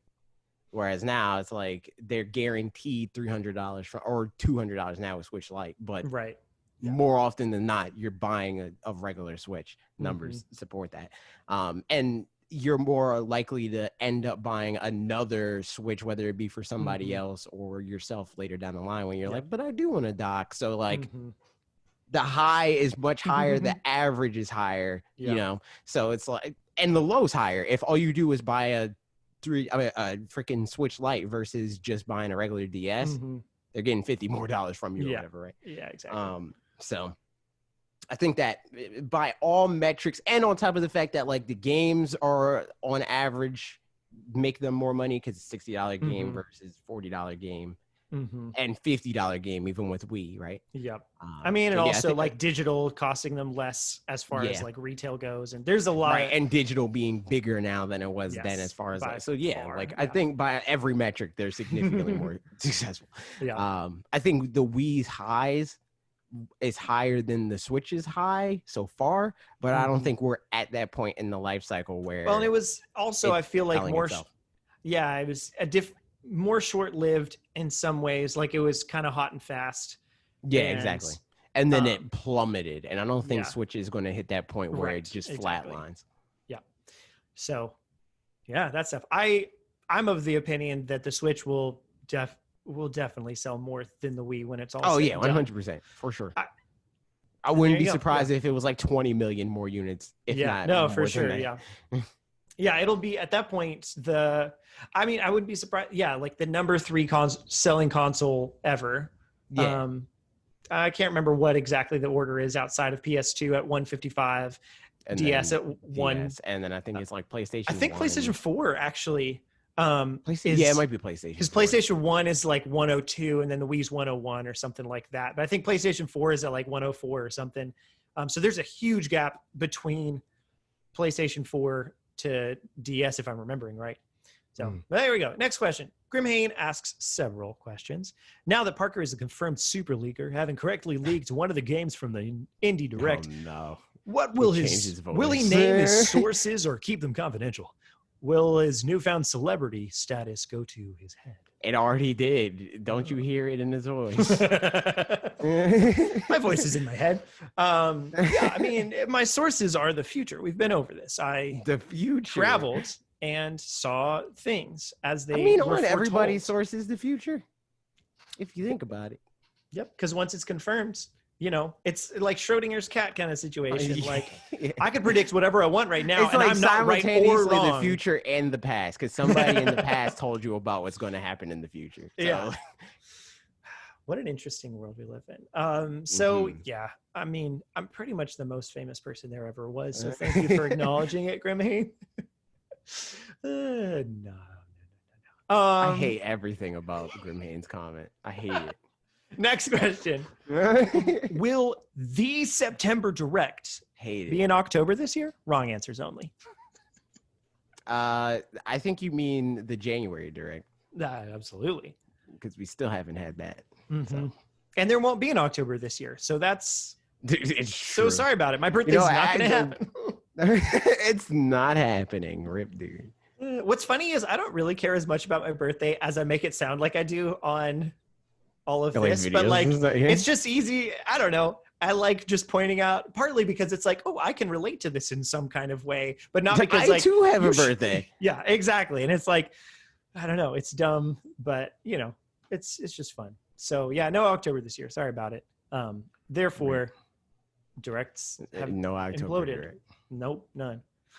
We all know theoretical foods exist, thanks to Parker revealing them. My God. But do theoretical times for consuming those foods also exist? No. Eat food when you feel eating food. I think, this is the thing, all right? I hate when people are like, it's too early to eat freaking whatever. Like, you're eating freaking pizza for breakfast. It's too early. Nah, you can freaking shove that. Eat.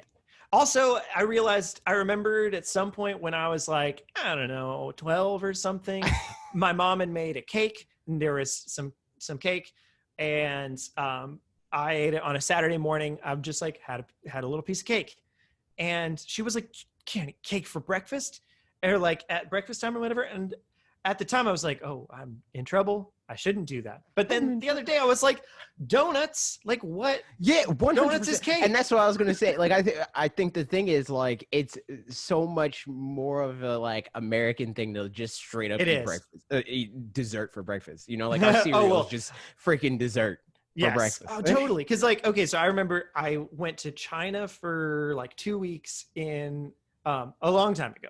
And that was the time when I first realized, like, oh, my construct of what meals are is like just very dumb and related to, it's just cultural, because we had like ramen essentially over there. They're like for breakfast.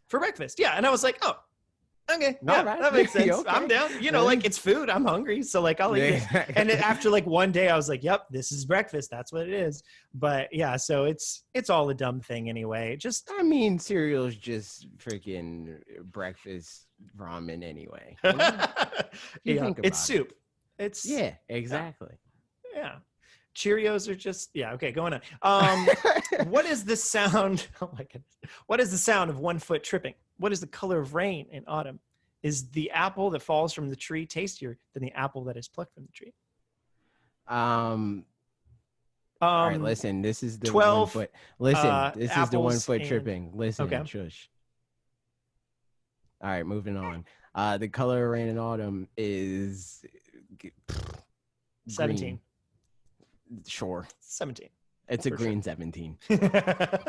The apple, the apple that falls. Fruit falls from a tree. Taste it. No, because then you gotta take it to the Apple store and get a genius to look at it. Dude. That's so true. And Grim you don't has have more Apple Care, questions. because who buys Apple Care? JK, I'm buying Apple Care for this computer. Continuing on, Grimhane says, I know AJ hasn't because he doesn't watch things, but have Parker or Richard, sorry, Richard's not here anymore, started watching Lovecraft Country on HBO? If so, I'm going to thoughts? say Richard has not. That's what I'm going to say. That is entirely possible.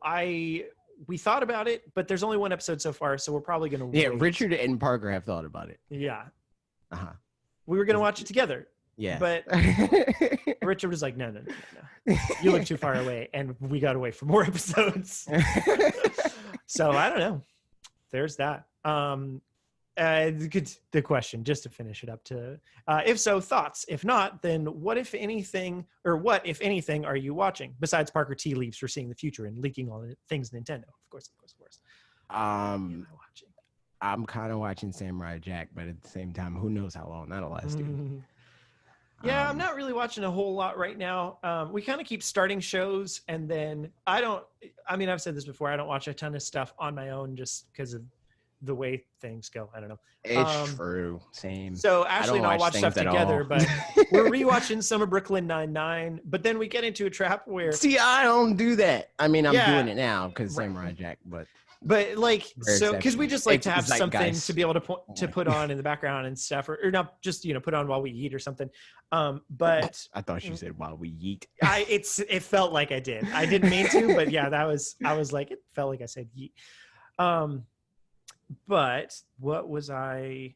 Yeah, so like Brooklyn Nine-Nine, we'll be like, yeah, let's start it all the way from the beginning, and then we'll watch like 2 episodes at the beginning, and then Ashley will be like, oh, we should watch this episode though. And then we'll be like, okay, we'll watch that episode. And then we'll be like, oh, then we should watch this one. And suddenly within like a couple days, we've collectively skipped like 4 seasons. And then we're like, wait, we don't really know what happens we've seen it before, but like we haven't gone back and rewatched it. Now we're just kind of hitting the highlights. So yeah, it's a funny time. It's just a one long clip episode. Yep. Which is why I've long said that Netflix and streaming services or whatever should let you make channels of like pick 4 shows or whatever episodes that you like. Just even better, pick 4 shows or however many shows or whatever, and then hit shuffle between all of those, like a playlist on Spotify does or whatever, because there's so much more satisfaction. I feel like it'd be like, oh yeah, I forgot even this episode existed. Just turn Netflix in the TV. Pretty much. Yeah, exactly.